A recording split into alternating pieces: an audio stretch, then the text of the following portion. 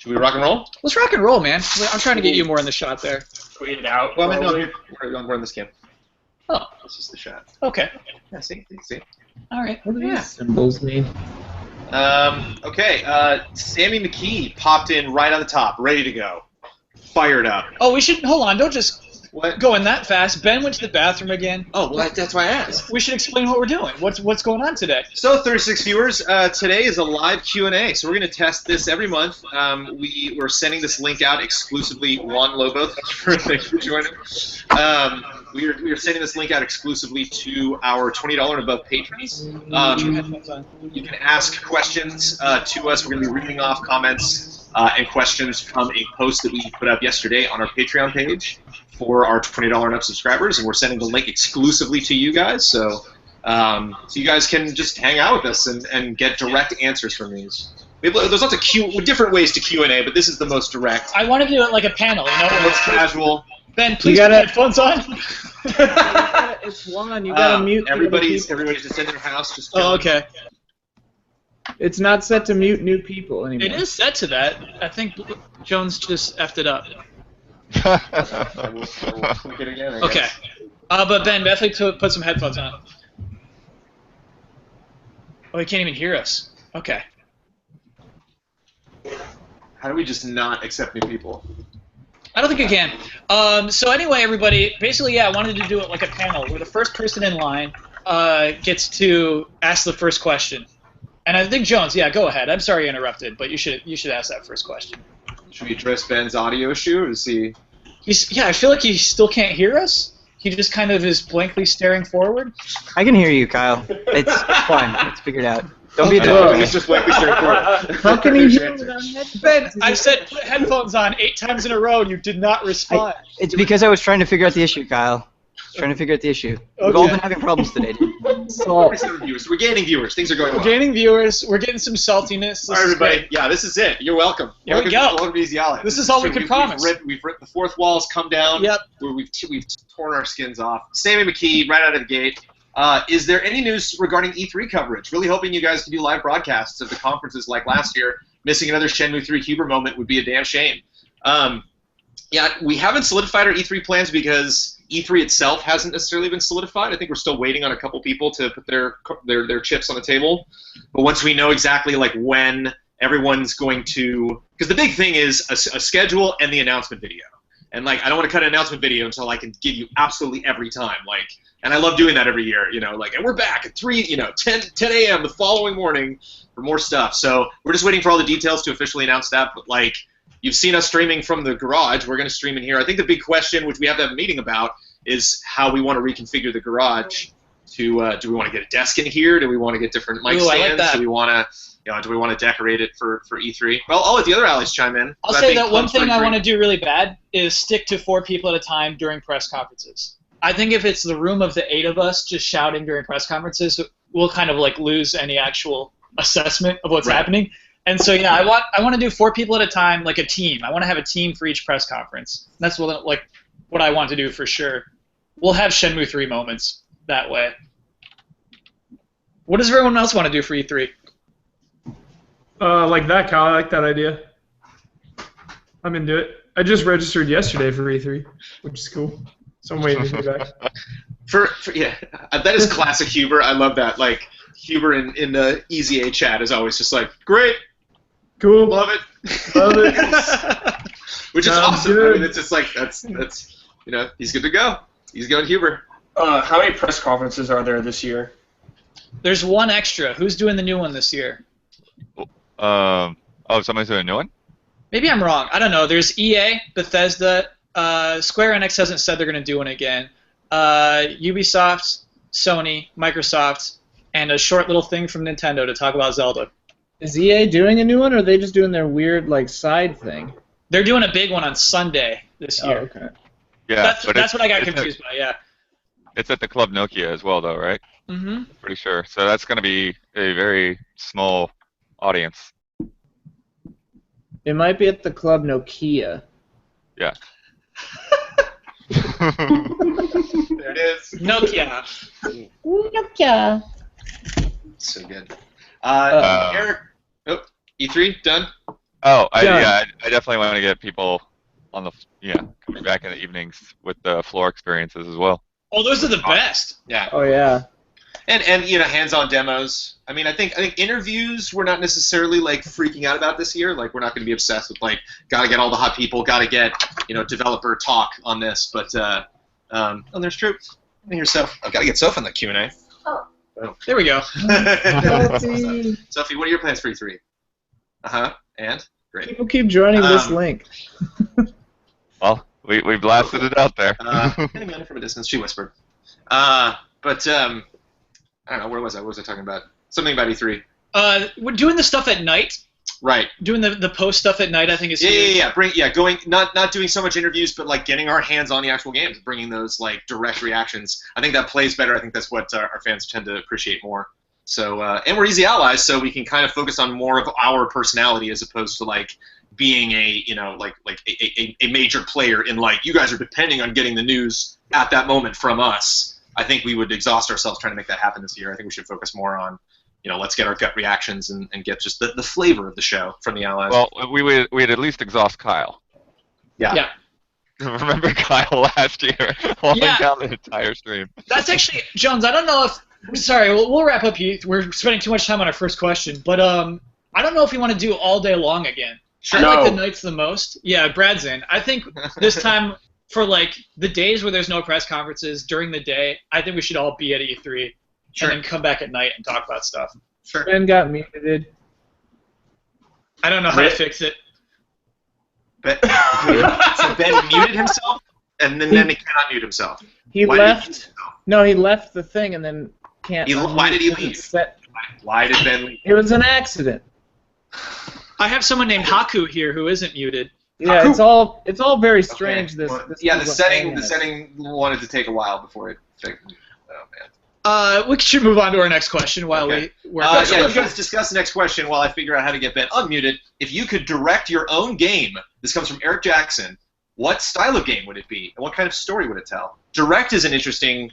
Direct point. your own game. It's not like make your own game or fund your own game, produce your own game. Direct it. So do I get to choose the style? I guess. I want to throw this one to Damiani to first. Damiani, you're directing your own game. What is it? It would either be a JRPG that would Ben, try again. I would want to make a JRPG that kind of trolled some of the tropes. So it would be kind of like a parody JRPG. I know people have done that like tongue-in-cheek a little bit, but it would be my style, which would be a little bit more, you know how it would be. Yeah. But I would definitely need to get people who actually know how to make a game to come in and make the gameplay and stuff. But I'd be like, yes, don't do this, or like random encounters. I do something funny with random encounters where, to really piss people off. It's like, oh, you say you still love random encounters in video games, people. Well, I'm gonna do something to make you really hate them, like just to go back over the old tropes that like I hate and kind of like amplify them to piss people off. Or I would just try and make you know what? I'd honestly want to make a Zelda game that was adapted on one of the mangas that came up in my stream last night. I showed like a story thing. Everyone knows the fight with the Volvagia, the fire dragon in the fire temple. Like in the game, it's just like a boss, evil dragon just killing everything. He's just evil for the sake of being evil. But in the manga, Link befriends them as a kid as like a pet, like they're like a baby dragon, and they're like all nice. But in the end, like Ganondorf like mind controls them to make him evil, and Link has to like cut his head off.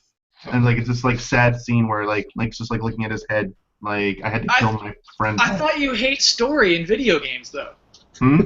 Especially Zelda, you hate story. No, I know. I would do that because I want to see what it could be like if you did it the complete opposite way. So just director Damiani is going to push story in his video game. Yep. Wow. What kind of game is Brad going to direct?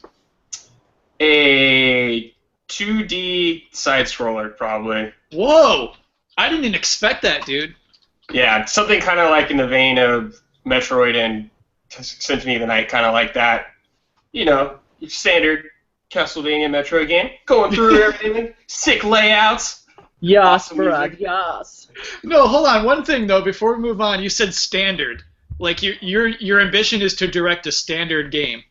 Yeah, what but makes yours different? A lot of it, I feel like the creative decisions would come going through the process and just learning as I go, not necessarily having a grand vision already right away in some regards. That's kind of like how I like to make things, going along slowly, building off it as I go. Okay. Iterative, I get that. I would like to make an Assassin's Creed game with good combat and collectibles that actually do something. Great.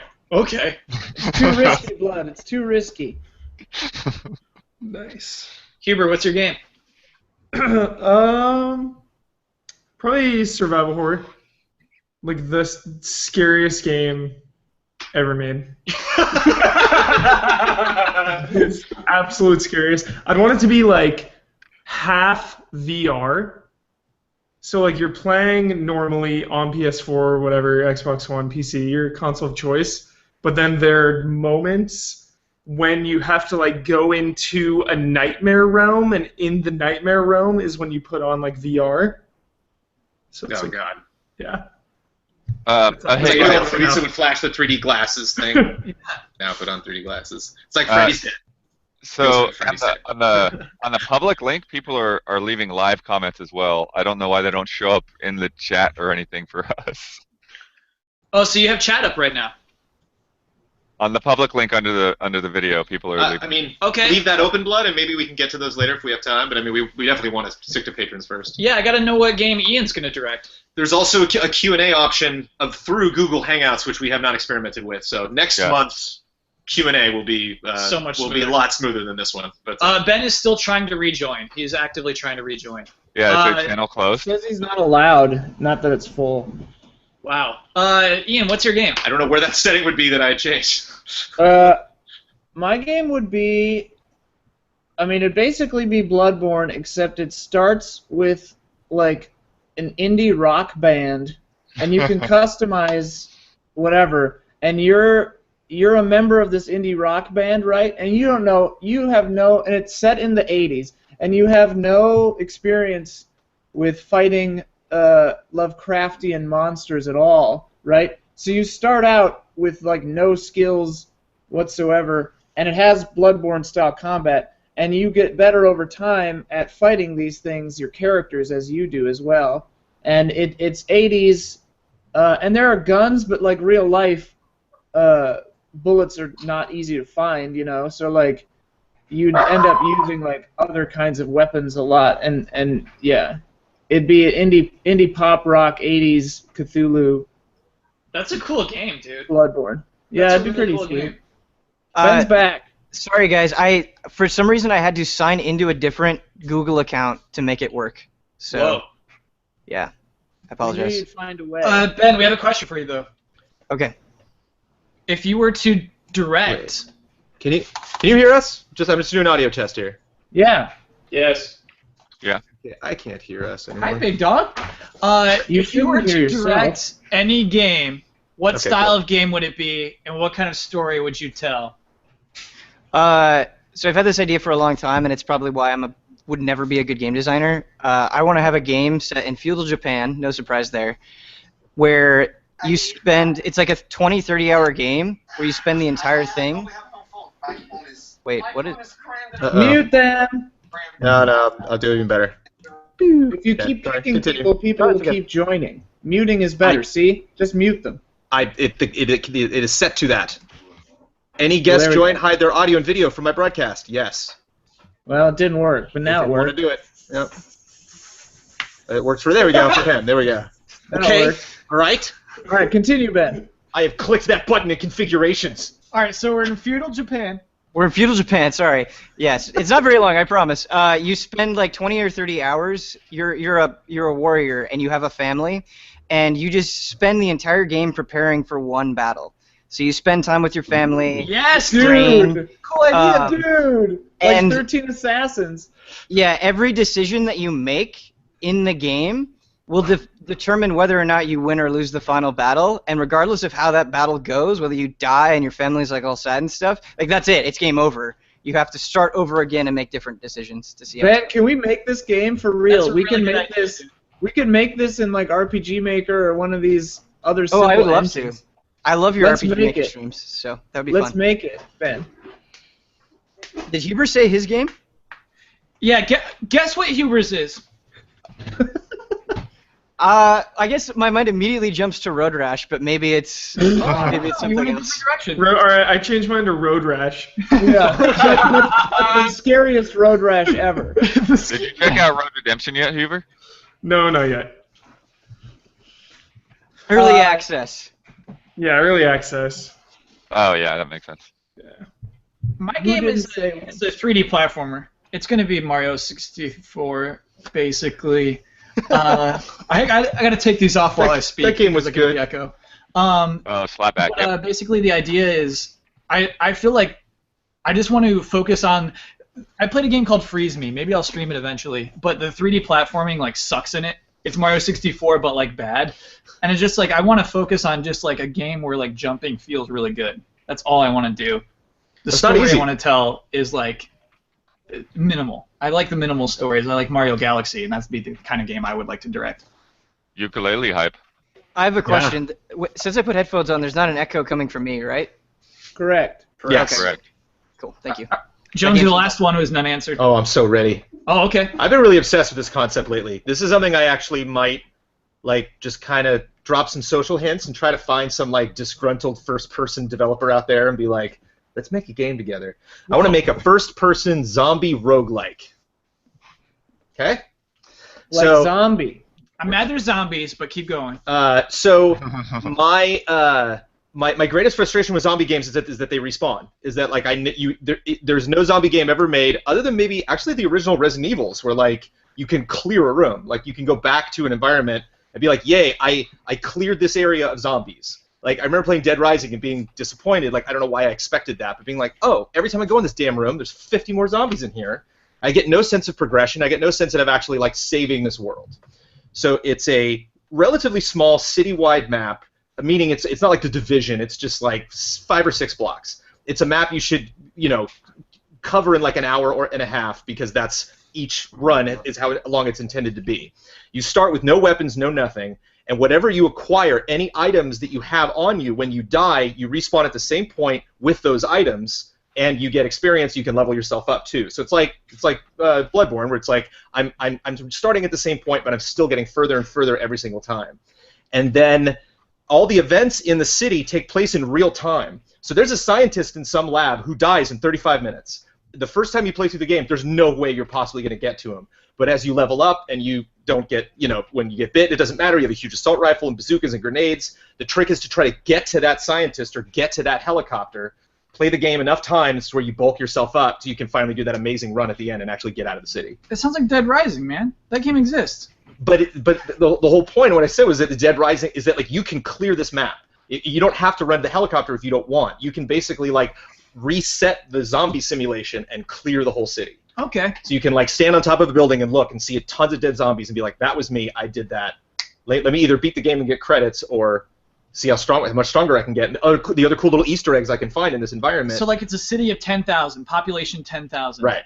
And like that person could become a zombie no matter there's a yeah. finite So you'll number. encounter zombies in the game that later on you'll meet as people, and you're like, oh, I just couldn't get to you before you turned into a zombie. Okay. So zombie roguelike, that's my game. That's ambitious. I would play that. Yeah.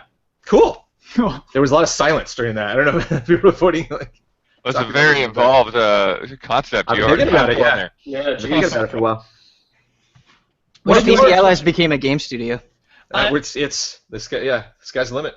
I feel like, Jones, we should be blazing through these faster. All right.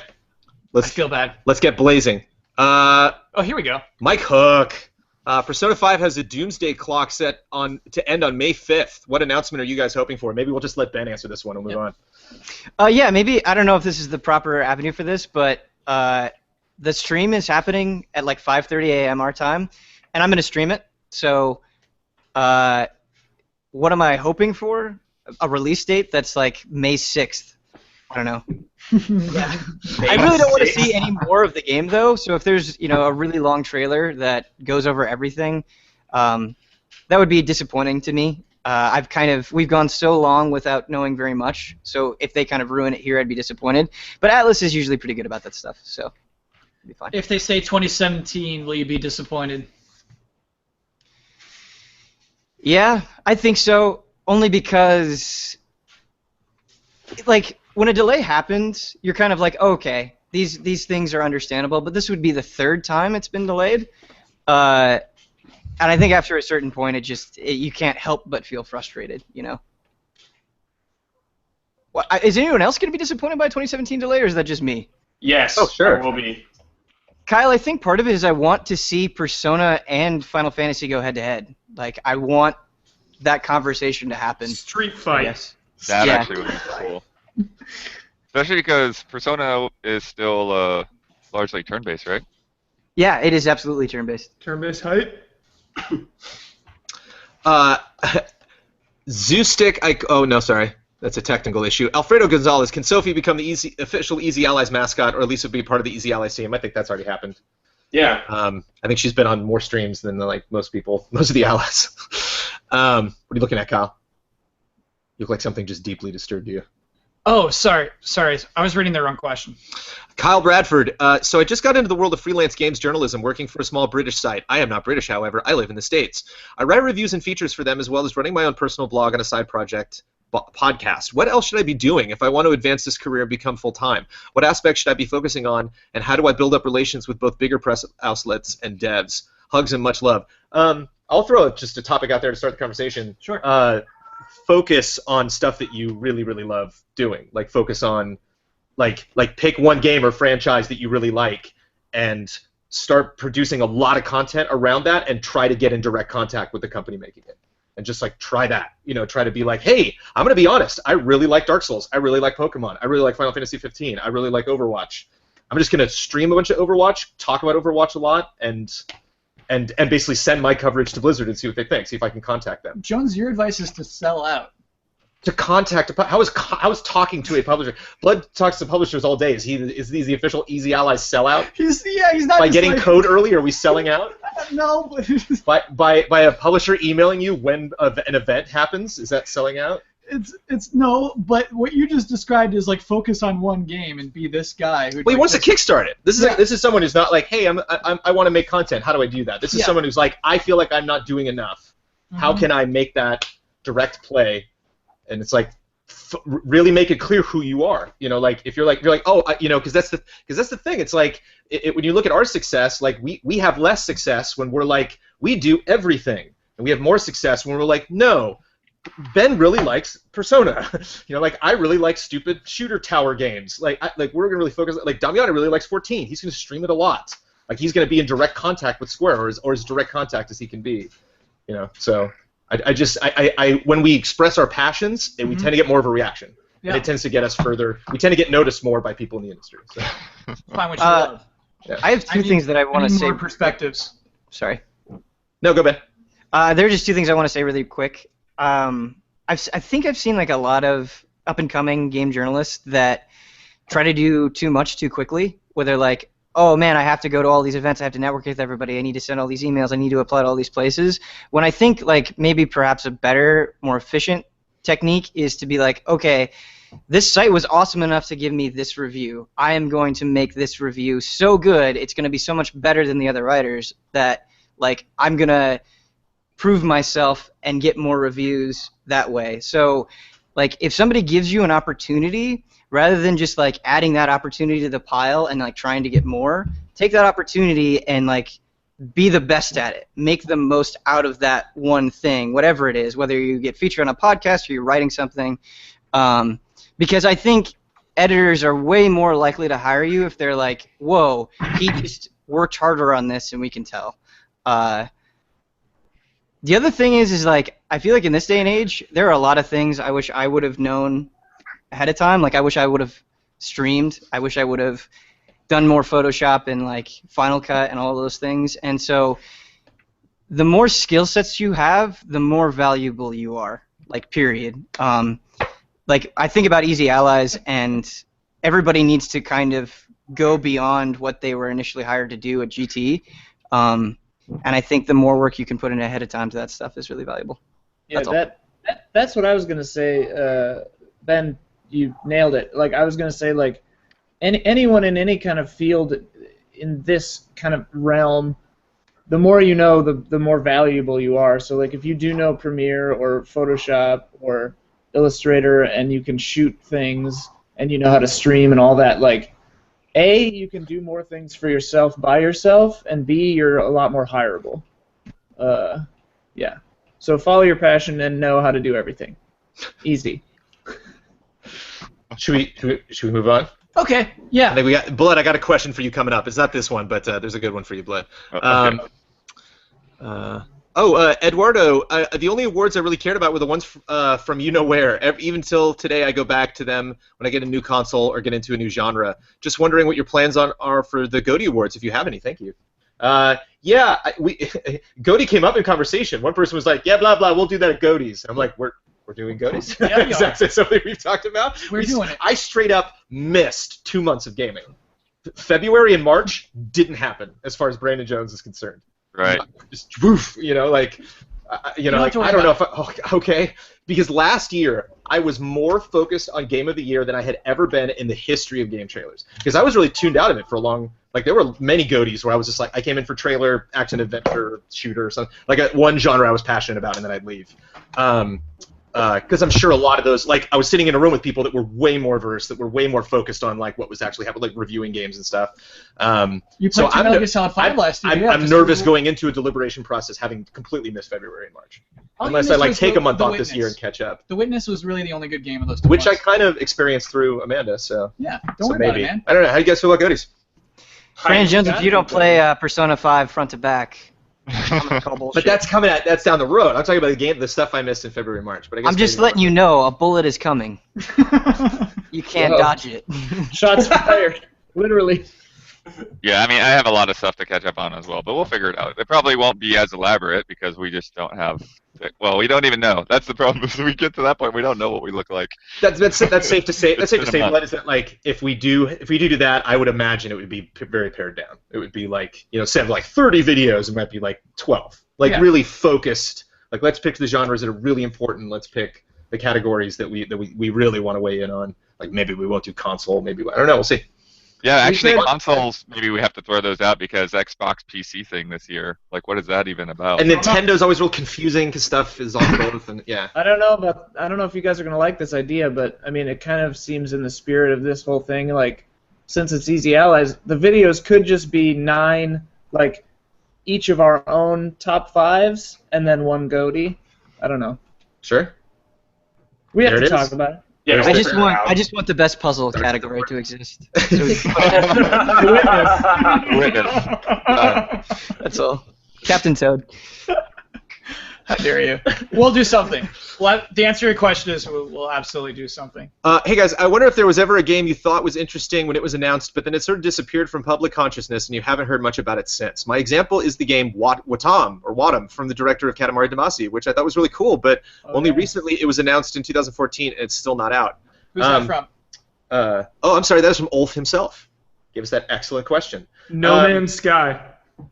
It's Hubert. It's coming out. What? Oh, what? Everyone's still jazzed about No Man's Sky. It has been long coming, though. I have zero hype for No Man's Sky now. Fortnite is my answer.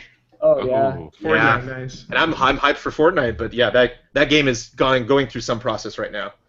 The Tomorrow Children? Where's that game? Yeah. Oh, yeah. Yeah. I can't even remember games. Like.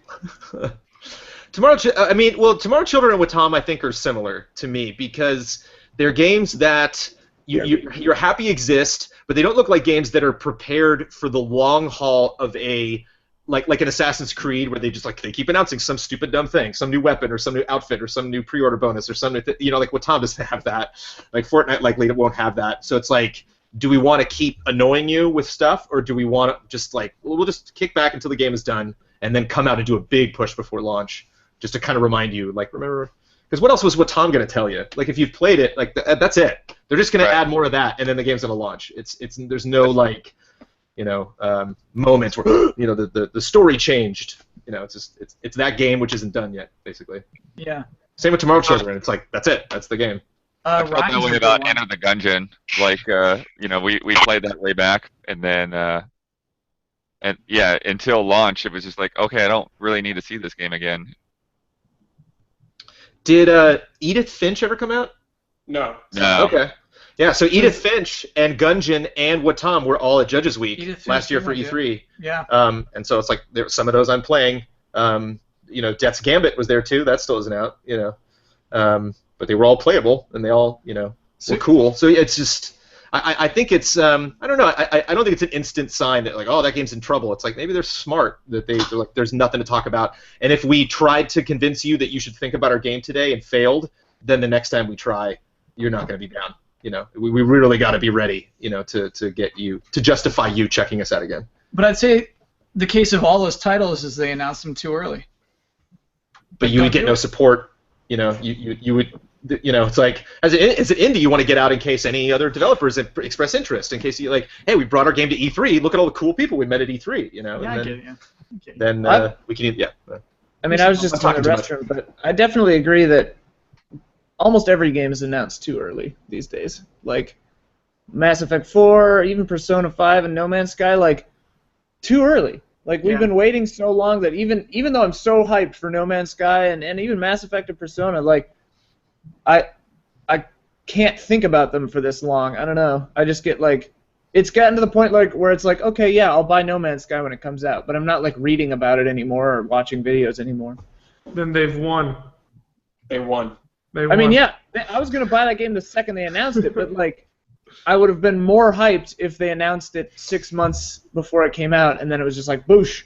Can you imagine if No Man's Sky was like you saw that awards ceremony where they're like, this is a game where you can do anything, and then a couple of months later it was out? Can you imagine how you would have felt? Oh my god! And now it's just like, read about Sean Murray's favorite food. Was it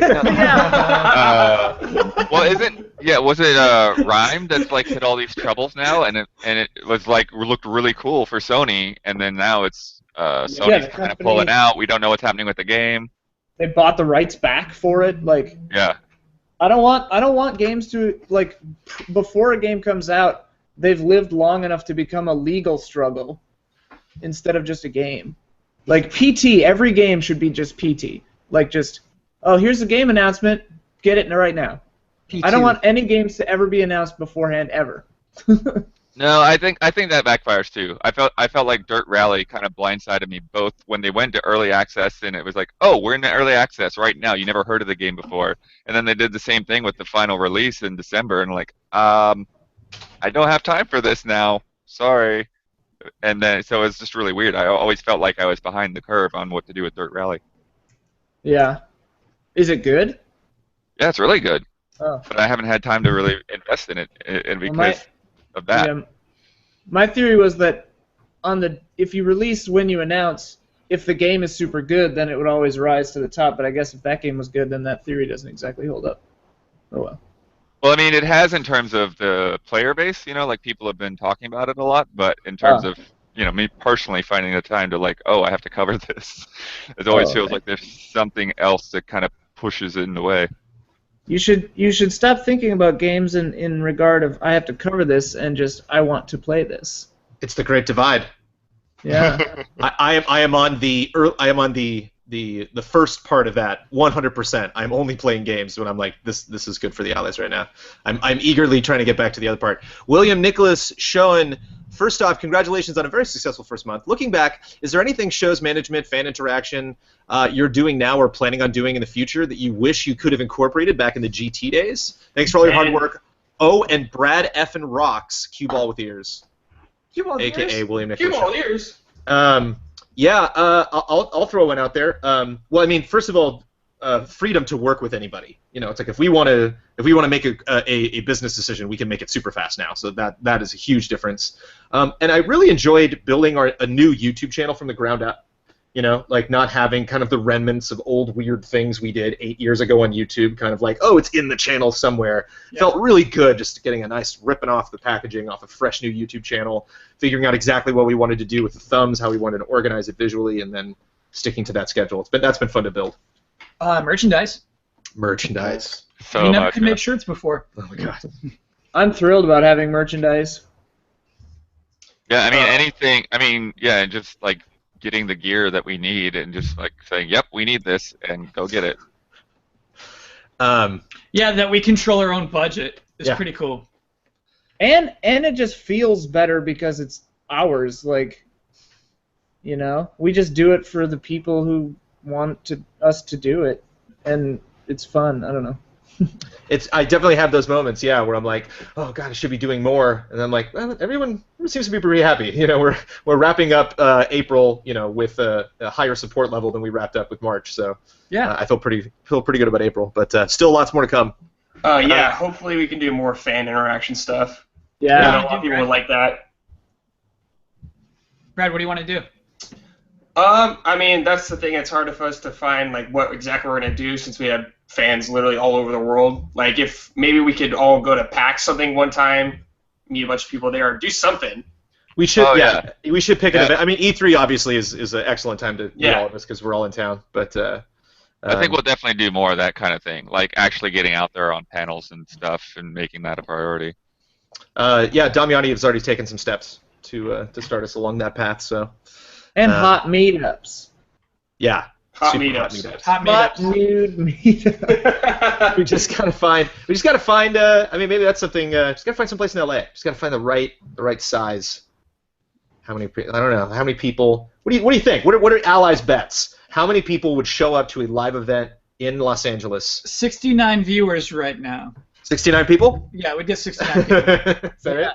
That's a pretty decent little group. Yeah, that's not bad. Yeah, if we had 50 people, that would be so cool. Yeah. I mean, I kind of wouldn't want more than that. I mean, that would be great, and I'd be proud of it. But at the same time, it'd be so difficult to I'd want to meet all of those people. Like one thing that I've actually really dug is reading the names off at the end of the podcast, and like I'm really starting to memorize these people. I see names, and it's not just like you know, that person. It's like, no, Yeah. I know that guy. You know, that guy or gal. To Ian, you ready, Ian? Yeah, I'm ready. Have you ever played Severance: Blade of Darkness? No, I'm Googling it now. Yeah, it should remind you of Souls games in some way. And Oni from Bungie West. Oni for the PS2. That was to Ben, though. Oh, Ben. Oh, to Ben. Have you ever played Oni from Bungie West? Yeah, that was one of the first PS2 games that I played, and I saw a cool cyberpunk anime girl on the cover, and I thought, this is going to be a good console. I hate Oni. I think that game sucks. Oni is. Have you ever played Oni, Kyle? Never. Oni's control system is hilarious because it's one of those. That's the thing that's amazing about Mario 64. I think that's one of the best things about Mario 64 is that you hand somebody a controller in Mario 64 and they go, got it. Whereas everyone else in like the mid 90s was like pulling their hair out, being like, what is the How do we right thumbstick move the what you know? Like Tomb Raider had their own idea, Bubsy had their own idea, like and like Oni's was like. Nice try, but it's like it's so many buttons. It'd be hilarious to get somebody wasted drunk and they'd be like, Oni, go for it. I don't know a Western developer that's tried an anime-style game that's pulled it off. It's so I weird. think Who made Fear Effect? Was that Western? They were French, but yeah, okay, you can Kyle, count. Kyle, what do you think about Light. Galaxy Z? Also, Hate that style. Okay. All right. Okay. Child of Light, though? Child of Light, I would not call that. That's not an style. anime style, yeah. Not Yeah, that's more really. Patriot. It's more like Oni. What about Or, Dust? not Oni. Yeah, Ori. I'm with Herbert. What about Dust? Dust is so good. Ew. I you love Oh, it. I hate the character designs. The character designs are Western filth and dust. Blood, are you ready? I got a question They're for you. deviant art. Okay. We need a Western filter mode. Robert I asks, I know almost nothing when it comes to uploading to YouTube. How do the Easy Allies handle content IDs? Have Okay. videos been completely blocked by YouTube? And what are your next moves when that happens? Such as re-editing the episode or not just uploading it all together. I read what Jim Sterling did for Star Fox Zero. What are your thoughts on him getting around that? Did you? Oh, you guys see that? Yeah. What did Jim Yeah, yeah. Sterling do? He I'm put not like familiar. 10 different things in his video, so he would get content ID requests from like everyone, like a bunch of people claimed infringement on the video, and so no one's getting paid. So he's Right. like, great, thanks for doing that for me. Yeah, I'd say. Well, I mean, one of the things that's working in our favor right now is that like the ads really aren't a big deal. So if somebody decides, oh, I'm going to take the ad revenue for this, then it's like, okay, whatever.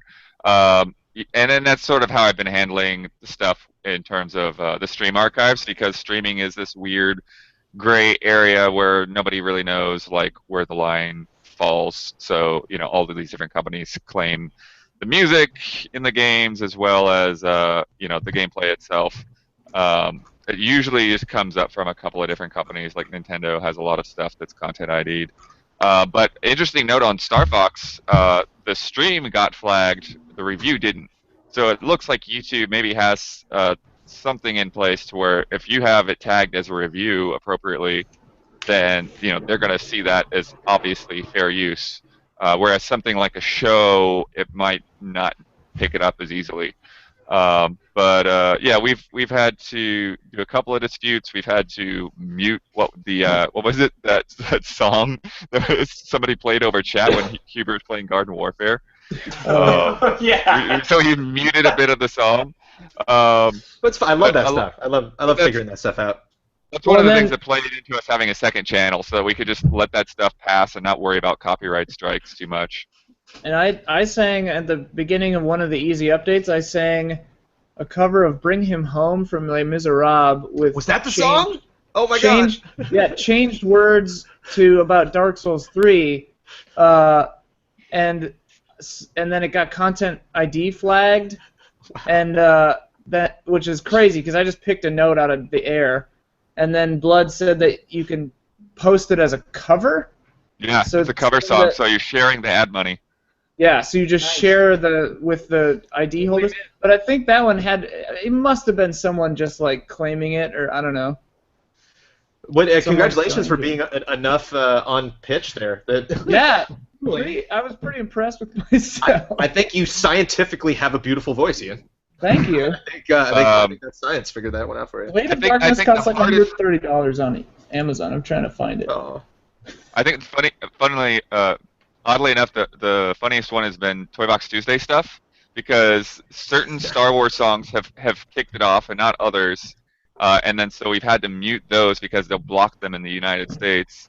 And then the other thing is, it just like there's licensed music that you don't realize is licensed music in Disney Infinity. That's just from like song libraries and stuff. Yeah.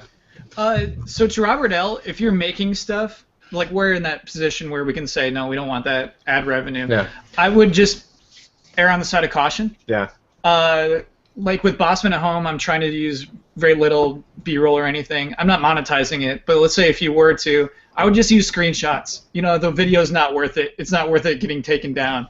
So if you're relying on ad revenue for your YouTube videos. But before we move on to another question, I just want to say thank you to all of the patrons watching and to everybody that's supporting us, because the situation that we're in now, we can be casual about it because of you guys, and that's amazing. Like, look at what you've done for us. You put us in a situation where something gets monetized, and like in some cases we just kind of laugh at it. We're like, okay, fine, whatever. If you're that obsessive, but yeah. Some of them have been really silly, and some of them are like, that's legit. That's your game.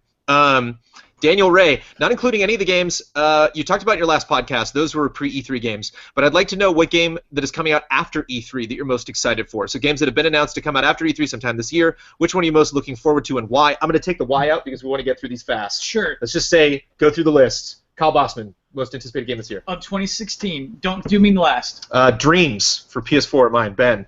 Whoa. I mean, Persona 5. Right. Brad. Final Fantasy 15. Danny boy.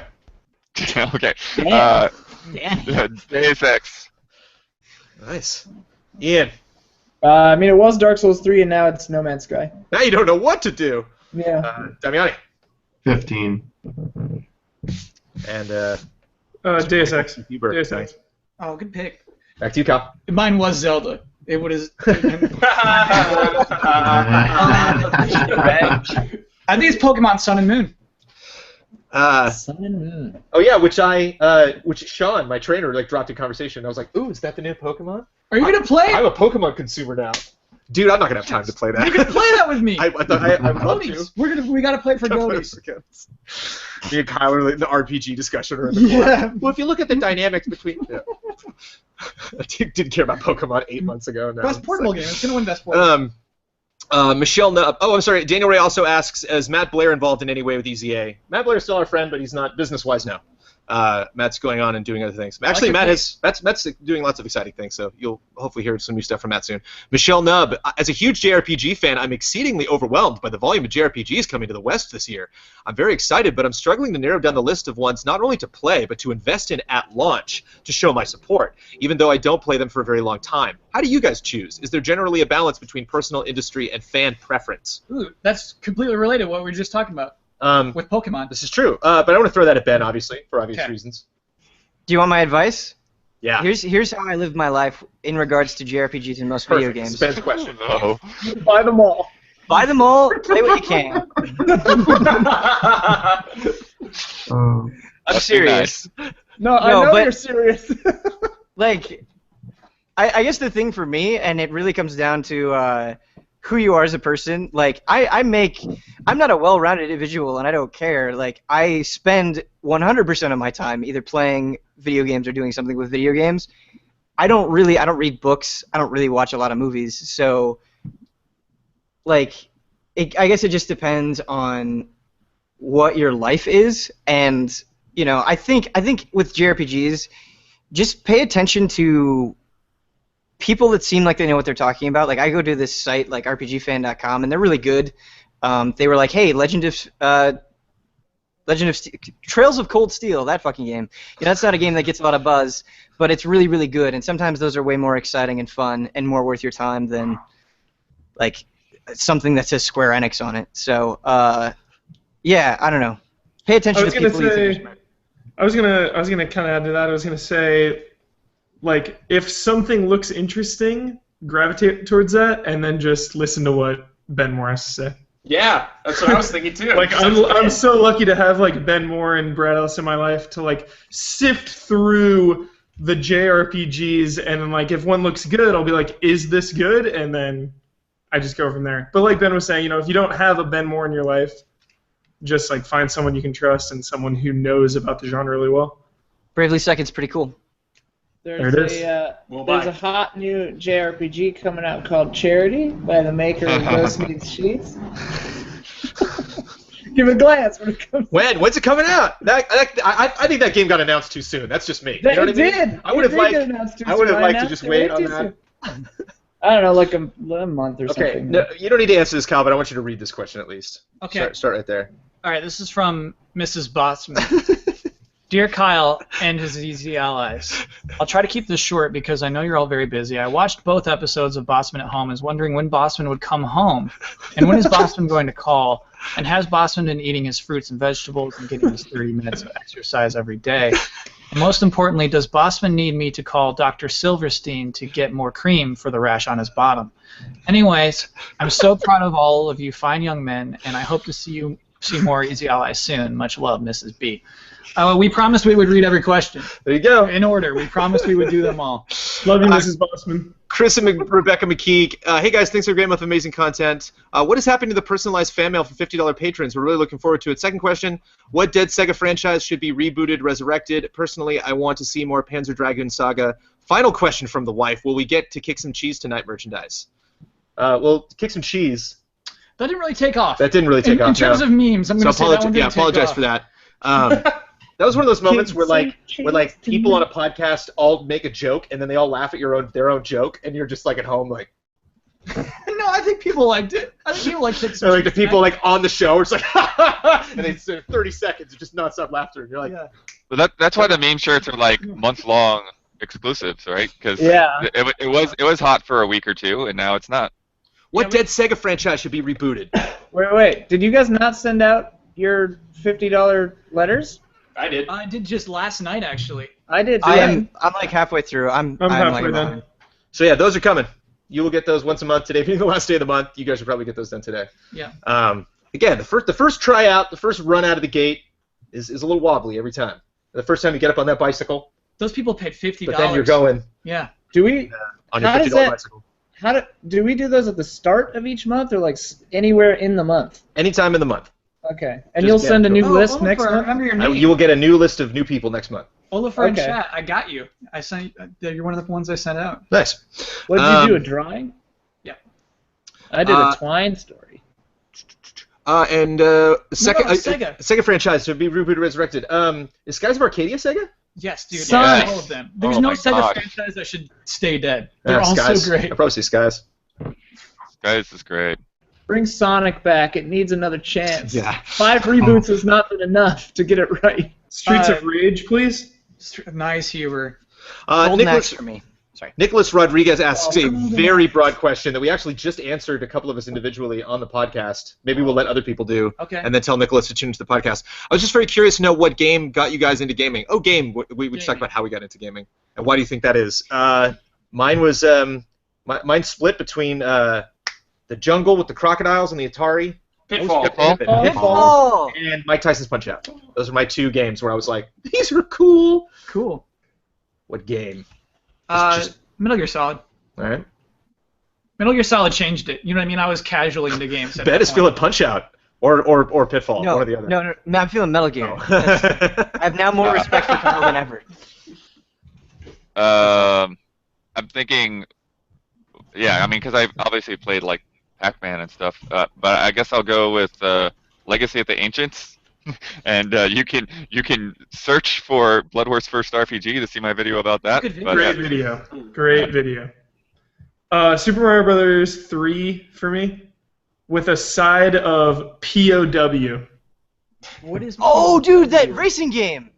POW? No, it was a Prisoners of War on NES. Okay, never mind. I'm thinking of something else. And I used to play it. I used to play it with my dad. It starts. You like, you line explosives and like bust out of jail, and it's like co-op, and you just go through like side-scrolling beat 'em up. Sounds cool. Yeah. Me and Damiani might have the same one, and that being The Legend of Zelda on NES. We'll see. Nice. I'm curious for Damiani's pick. Well, I'll be honest. The original Zelda is not what got me into gaming. I did play it early on, but it was a little too difficult for me as a kid. Fraud detected. Fraud detected. Yeah, Fraud. that and Zelda too. I actually didn't beat The Legend of Zelda my first time I played it. I had to have someone else beat it for me. Dang. So that's a bit of trivia. But I was like, what, Truth 5 on Google years- Hangouts. I was like 5 years old or something when I tried to play it. So imagine a 5-year-old trying to beat The Legend of Zelda.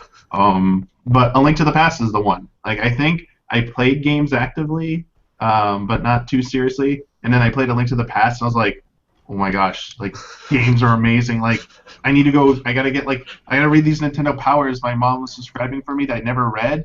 I was like, I gotta go on the internet and ask about video games. Like, I want to know more about this. Like, that kind of began the deep dive into both video games and into Zelda, was A Link to the Past. Damiani, how's it feel knowing that the game that made you love video games, Kyle Bosman hates? Oh, I mean, that's cool. I think that's perfect. Yeah, that's right. It's about right. That's Kyle is, Kyle is my lifelong villain, so it only makes sense. Your Shadow Link. He's that for all of us. Ian, you haven't done yours yet. I was trying to search.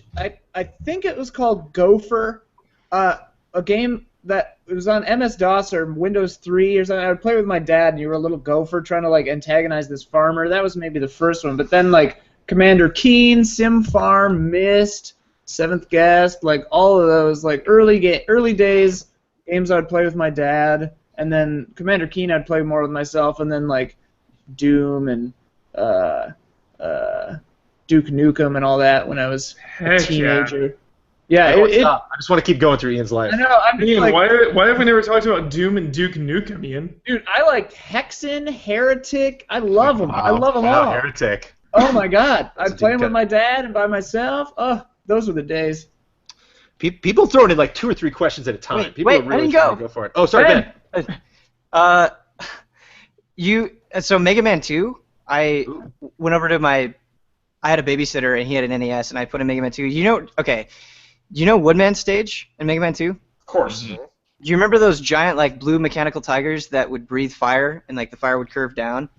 Yeah. I got to that point and like couldn't beat it. And that was the moment I fell in love. Was like this giant beast that I couldn't get past. I don't know, it felt really cool. So That's a good answer. I think that's very telling of Ben. That at that age he didn't rage quit and I straight up gave up on Mike Tyson. I was like, this is not happening. But it like, you got to Mike Tyson as a just loved kid? games even more.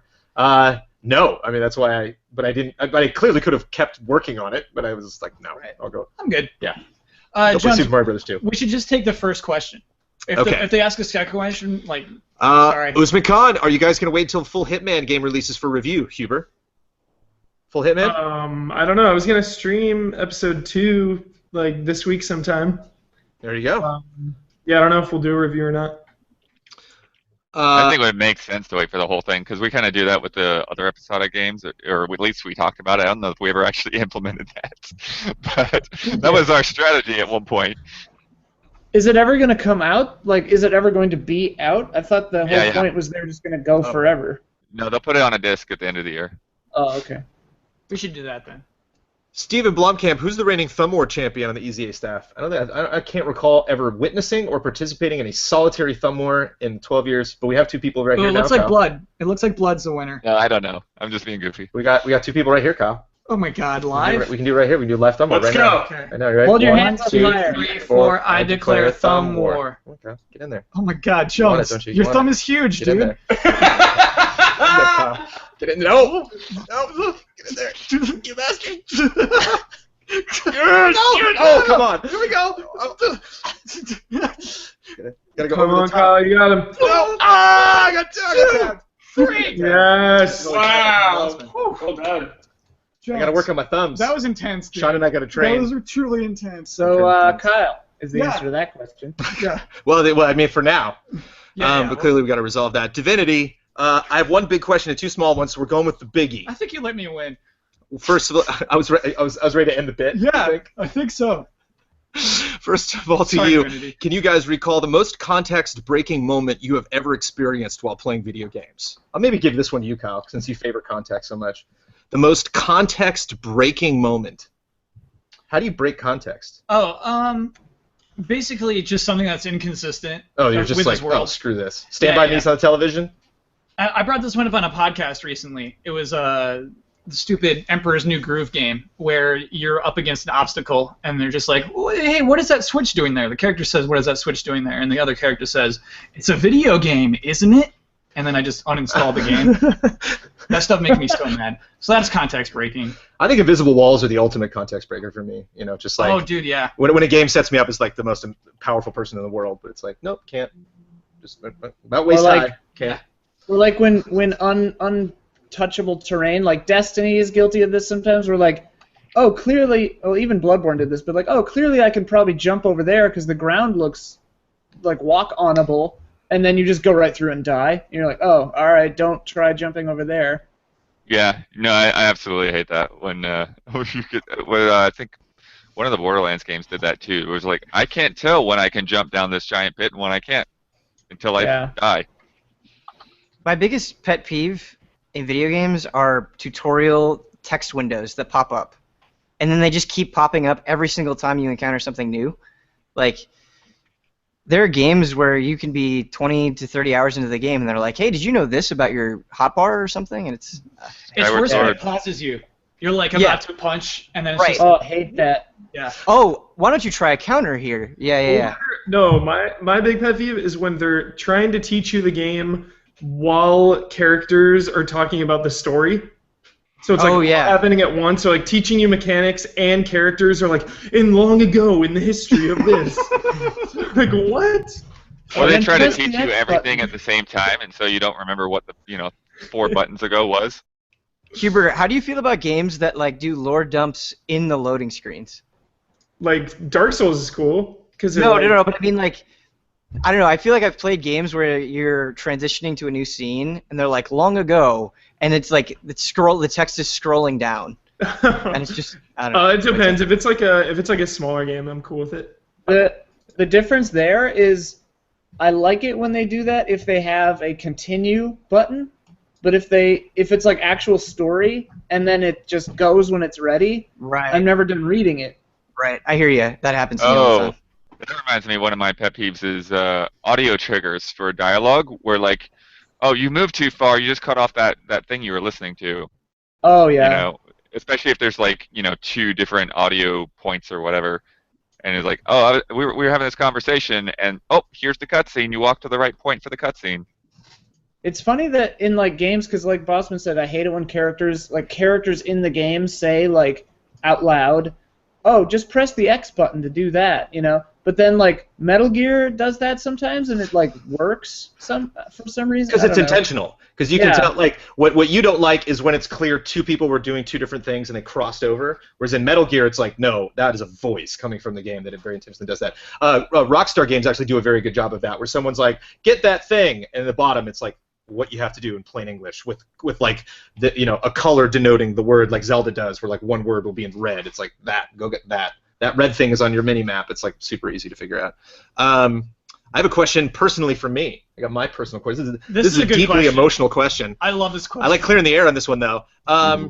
Brandon, that February 9th, I believe it was the 8th. I think it was February 8th. When I jumped in on Kyle's GeForce Dumb Game Monday stream, did you already know at that point that the site was going to close that day? Yeah, I'd just gotten off the phone, or I just talked to people about it.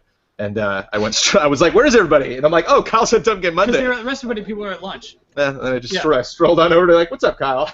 Let's hang out." Mm-hmm. So yeah, totally new. If you want to watch that stream again and enjoy that moment, do you think this will be the last? Garrett Fox, do you think this will be the last console generation with 3 main players, with Sony and possibly Microsoft releasing updated hardware and Nintendo catching up with the NX? It seems unlikely that all 3 will release another console when it appears more cost-effective to just keep upgrading the current one. Maybe not all at the same time. Maybe I don't know if we'll ever see that Microsoft, Sony, PS4, Xbox One releasing within 2.5 weeks of each other. That was pretty nuts. I don't know if we'll see that again. Yeah, I honestly don't know what's going to happen. I feel like the console cycles as we know them are about to fade away, but I don't know what's going to replace them. I think that it depends on how well the NX does, and if the Xbox One, like, if it sells well enough over the long haul, you know, like one of the 3 is gonna stop. I think if there just doesn't seem to be enough demand for 3 anymore. It's gonna be 1 or 2 big ones, maybe. I don't know. I remember even during the GameCube era, there was a really funny, like, in magazines, they would talk about the one console future. Do you remember that? It was the dumbest I remember thing. that in the Super Nintendo era. Yeah, everyone was obsessed with the one console future. But just, the word, it's called the PC. buzzword was convergence. Nice. Yeah, exactly. It hasn't happened yet. I believe there will be 3 new consoles. I believe. What? Oh, okay. There's a whole. But that would be possibly the greatest long-standing company-wide Easy Allies bet of who's going to be the first. Who's going to be of those 3 people driving towards the same intersection? Who's going to be? Is it going to be Microsoft or Nintendo? I think Microsoft would be the most likely to pull out, but I don't think they would pull out necessarily like. I think they would just like make sort of how like the Steam box is, right? Like you can get the gaming focused Windows PC, or you can get the Office PC, and it's all just the same interface. Yeah. In a weird way, Nintendo announcing that they're putting Fire Emblem and Animal Crossing on phones is like the scariest thing I've ever read Did in I my miss life. Animal Crossing on phones? Yeah, that was this week. Yeah. Uh-oh. Is that a Dude, GT? that's great. It was a GT time. Is that a Easy Allies podcast thing? Should I hold that? Well, Animal Crossing in particular, Ben, they've promised isn't a full game. They said this. No, game, yeah. But in a way that's if you were to come to me with Animal Crossing on phones, I would not believe it would be a full game. That's even more offensive in its own way. Like, because like Animal Crossing used to fucking mean something to me. Like, stop sticking Animal Crossing on your shitty amiibo game. I don't care about your card 3DS bullshit. And if you're telling me that this is not a full game, like, stop giving me reasons to not care about you. Like, the problem is it is a money printing machine in Japan. And so anything else they can do to print money with Animal Crossing, they're going to do it. I love that it takes Animal Crossing for Ben to swear. Yeah. I've spent more money on video games. Animal Crossing! I've spent more money on video games than everyone in Japan combined. So I think they should pay attention. The funny thing to me is that with that, the save, how do you say this? Like, they think the Band-Aid on the wound is, oh, don't worry, it's not a real game. When, really, that's, like, the wound opens up even more. Yeah, that should be a bad thing, but they're like, oh, don't worry, it's not real. Don't worry, we're not a real company. It's okay. Yeah. Companies saying what they think are good news when it is actually the worst news their fans have ever heard is that's like a Chianti. That's just like, oh my god, I love it. Federation Force. Oh, it's good. Yeah. Oh, what? You didn't want that? Love it. Rebecca Blackmore, let's rattle these up really quickly. Okay. Are there any video game series that you have been interested in but never jumped into for whatever reason? Say the franchise and the reason very quickly. Mass Effect, because I'm an idiot. I just never got around to it. Dark Souls just intimidates me. I love the level design, but I'm too scared to get crushed for 8 hours. Ben. Europa Universalis, because it seems too crazy. I don't know if that's how you pronounce it, but it's my best effort. that seems right. Brad. Fire Emblem. Nice. Why? Blood. Oh yeah. And why? Just a lot of games now. A lot of catch-up on. No time. Blood. Yeah, I mean, I'd say similarly with Earthbound, which I may amend via making it a stream and forcing myself to play it. It's a good idea. Make a show. Blood plays Earthbound. Do a weekly thing. Talk to Kyle about it. Ian. Yeah, just like any like Disgaea or any of those like Persona series, anything that's like long, I'm just like Yeah. I can't do it. Mr. Damiani. I'm gonna go with League of Legends because I couldn't get it to install on my computer the first time I actually did try to play it, so that was kind of funny. But also I obviously because I don't play it, I can't speak to it. But all the kind of stories I heard about the toxicity about some of the community with online games, that's like the thing that makes me the most anxious about playing online games is that you have to interact with people and they might be a-holes about it. So that's always made me a little timid about trying to jump into League Wait a or any minute. other MOBA. Wait a minute. Damiani, as a professional troll, this doesn't add up. Huh? Hell is other people, Ben. Hell is other people. I've seen Damiani troll people in 14. This does not But add up. do you know to me. how long I got to get to that comfort zone, though? It's inclusive trolling. It's inclusive. It took 9 months before I voice chatted with anyone in 14. So and being in a guild with these people for 9 months. So that's kind of how it is. So I mean, it goes everything. Like I don't want to get long, but like even at game trailers, I think it took me like over a year to kind of like warm up after I first started there to be like what some semblance of what you think I am now. Like if you saw me year 1 GT, I was not anything like this at all. Gotcha.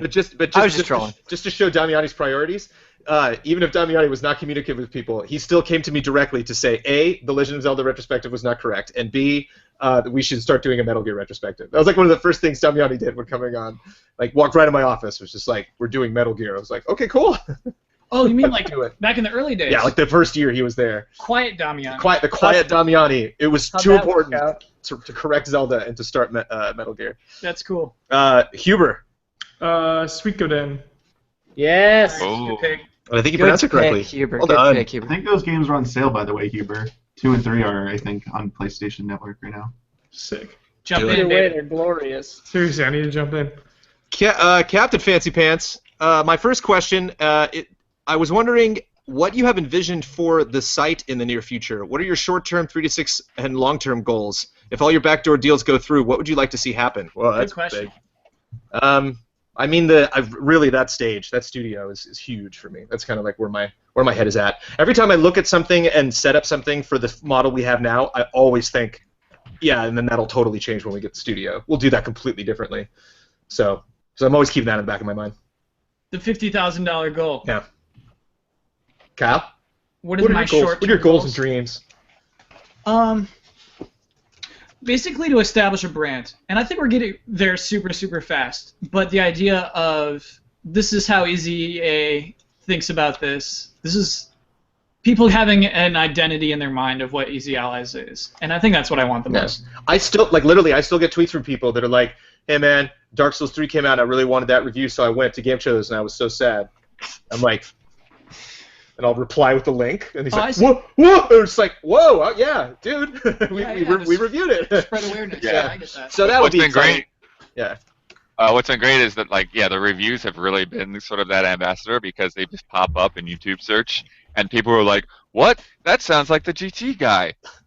And then people come in and show them everything else that we're doing. See, I love the person that doesn't go from GT guy to Brandon Jones to Easy Allies. They go from GT guy to Easy A guy. Yeah, they don't need to know. Done. anything. Just reconfigure that in my brain. Anyone else have big goals for us before we move on to the next question? Big goals, big dreams. More No. anime, I think. More anime. Full time. Full time for everybody. Yeah. That's all I can say about. That's a start. Yeah, like my dream, honestly, is to have like what Jones's dream is, having a studio space and having all of us being able to go in there every single day because we were full time working together in person. That is pretty much what I want. Like, Yeah, I second hope that, we Damiani. get to that point. Well It said, sucks Damiani. that NX News I want to dropped be and with we you couldn't guys talk in about it. person. Yeah. Well, just- they did specifically talk about the website too, right? And so, I mean, right now we're sort of envisioning the website as more or less of a feed or a hub of, so you just don't miss anything. And a forum. I think the things that most excite me about a website are a forum, like the center place where you guys can go and not have divided Patreon conversations. Like, I still want to keep the conversation going on Patreon because that's where we're going to communicate with you because you guys are our sponsors, our main sponsors. But having a place where people can go and talk about stuff and having a schedule. So we literally have like the official Easy 8 calendar. So the place you can go and like that. There's everything. There's our live events. There's when the shows are going to be posted. When you can expect other stuff to happen. That's a really good So- idea. On the website, yeah. So that'll hopefully unify people more. We're doing pretty good at keeping to a calendar so far. Yeah. Ahmad Sami, Brandon said in Cup of Jones it'd be really hard to do countdowns and trailer score. One of the reasons he mentioned is that all the latest trailers were grouped and dropped into a folder that he could check out. My question is, how many people were responsible for that and who were they? At the best of times, 2. At the worst of times, just 1. No, the There was best never more time than there were 2, like right? 5. Were there? But there were. Or But there were 6 people even. making images and stuff, but it was always just 2 people actually managing the website. Actually, like going into what on earth do we call it? Well, what did Moses become? Oh, ISIS, yeah. ISIS, yes. Oh, yeah. But we had Conrad, Ricky, Matt Blair, Alex Norris, and then Jamie and Kelly. So yeah, there are a lot of people grabbing stuff. So yeah, I, I take issue with the term best of times. I think this is the best of times. Largest of time. But this is it. But this is the best of times of this is it's a separate qualifier. The best of times at game trailers. Within game trailers lifespan. Game trailers, what's that? I heard that there's a point where like people are putting out game trailers and we need to put them up on the website. Right. We have such a Yeah, there different was job a now. point when I would be up at 2 in the morning because a Japanese trailer was coming out, and I could just like pull it down, put it on the site, done, and have like 300,000 views in the morning. Now we're talking on YouTube. So yeah, you can either have 5 people doing it or 1 very unhappy person. Stuart Siddall. Hey guys, I hope this isn't too personal, and yeah, you guys can answer this or not, but I was just curious if you had managed to find jobs outside of EZA yet, and did you consider or possibly still considering doing your own solo side projects at any point? I think all of us are always considering side projects because they're fun creatively to work on, not necessarily because we're discontent with EZA, but I've been 100% EZA. I can't speak for any of you, and I'll let you guys just chime in if you want to, but Sure. if we get radio silence, then I have not found any jobs outside of EZA. keep trying, Cotton. I had some good leads, although I don't really know where they were at, and because of EZA, I didn't follow up on them super well. I kind of think that some of them may have just seen our success and been like, well, he's covered. I did do like a side job, just like unplugging and plugging in a bunch of computers this weekend, like a office move. Hey, that ain't But bad. in general, yeah, it's been like, pretty much all of my time has been taken up with Easy Allies as it is. So, yeah, the sooner that the support level can match my support level, the better. But I'll keep doing 100% as long as I can until I really need to find work. I'm busy all the time. Can't really talk about it, but yeah, I love Easy Allies, and I will always be a part of it in some way. So, but yeah. The only way I will leave Easy Allies, the one condition, is if Blizzard gives me a job. So I think we're good. But there was that application. Did you fill that one out? Yeah. Oh yeah, I think I've applied to Blizzard like 6 times. Luke, this is an easy question. I think we can all just do a dance break to answer this one. What has it been like to create the same type of content you all did at GT without, for the lack of a better term, corporate overlords? No, that's a good question. Has it changed what we do at all? Sure. I think things are more personal now. Yeah. I'm much more focused on what you guys say and the actual reactions to things as opposed to numbers. Yeah. So that is very different. Yeah. When our Talking to people. when our podcast doesn't like do that well on YouTube, I'm like cool. Yeah. I'm perfectly fine with it now. Right. That's such a different feeling. Yeah. Yeah, it's such a good feeling.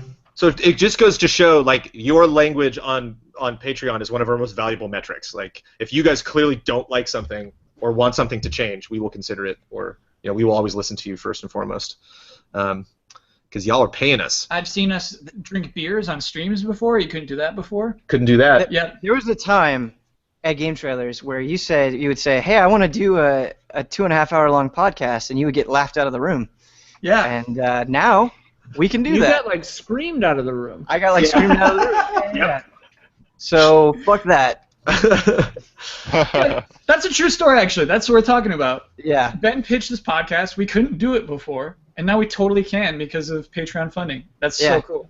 But that wasn't even a corporate overlord thing. That was just whatever. But yeah, I think this is great because, like Bosman was saying, we're not beholden to anyone but you guys, the patrons. So, like, we kind of just do whatever, and then, like, people tweet at me or put on Patreon, like, hey, you should do this. And I'm like, okay.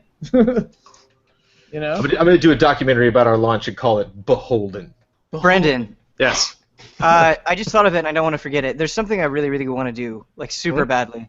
I want to find a better, more official way of recognizing fan art, because I feel like we get a zillion pieces of fan art a day, and it'd be nice to have, like, a place where we could put that. That's all. I know it's not related. Isn't it easyallies.tumblr.com?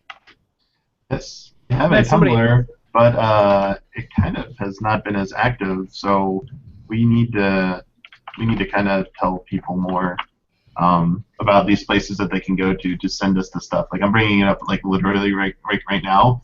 I've been like checking it once a day, and I go to our like submissions little email box here, and yep, it's been empty for a while. So wait, do we own this Tumblr, or is that somebody else's? Yeah, look. So here, like we got Not even Ian knows about it. We got 3 more. So we got a Huber Syndrome piece of artwork.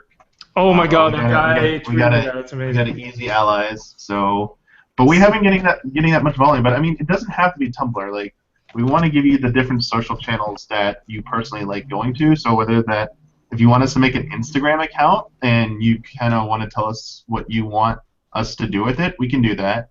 We have a Tumblr account because that's usually where people go to submit artwork and GIFs and stuff like that traditionally. If it's just Facebook, if you really want us to make albums in Facebook for your stuff, we could set that up as well. So, can you set a Tumblr to automatically Instagram something? Yes, once we have an Instagram. We should make an Instagram. I think we do. Jones got it. I got a Snapchat. I don't know if I got an Instagram. I'll double check. We have a Snapchat? We have a Snap. Yeah. So I mean, we can start using Snapchat. I mean, there's also, we can do Periscope for behind the scenes stuff if you want us to do that. Periscope is dead. Yeah, and what? Periscope's dead? Yeah. Like, what is it? Facebook is rolling out actually live streaming as well. Like, you can live stream on their own video player. So that might be, I don't know. Like, you have to let us know where you want us to be, essentially. So just keep telling us, however you want, through email, on the comments on Patreon, just in the comments in our videos, just let us know how you want us to do it. Ben, that might be a good idea to maybe do a post just on Patreon and be like, hey, what are you guys feeling? Like, what do you think is the best way to do this? And like, or at least show them where we already are doing the Tumblr stuff, because I do think that hasn't been really. I have to know what Damiani's laughing at. There's a photo of someone holding an apple. That's disturbing. Damiani, screen share. I think you can show that. It is disturbing. The caption is the best part about What it. is it? I didn't get Damiani, it. go to screen share. It's the second one. It's so disturbing.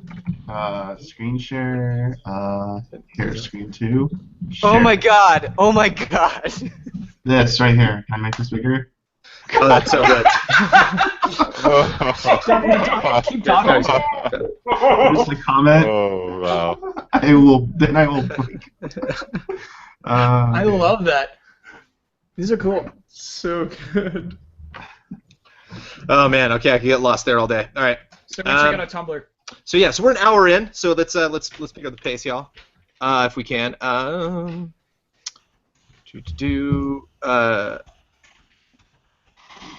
Jet Rider or Jet Moto is the game I chose with my PlayStation back in the days. I would love for that franchise to come back. Would you like that as well, Kyle? I think I might be the only Jet Moto fan. I like Jet Moto. No, I like Jet Moto. Yeah, the soundtrack to the first Jet Moto was I love dope. Jet Because you Moto. could put the PlayStation disc in a CD player and listen to the soundtrack.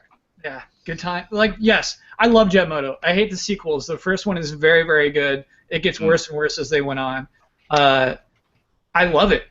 Basically, hey, check out Riptide. I know it's not Jet Moto, but it's as close as you're going to get. Riptide GP 2 and Riptide GP Renegade coming out this spring. I feel like, Kyle, your life is leading you down a very particular path that will eventually end up like lead designer Riptide 4 or something.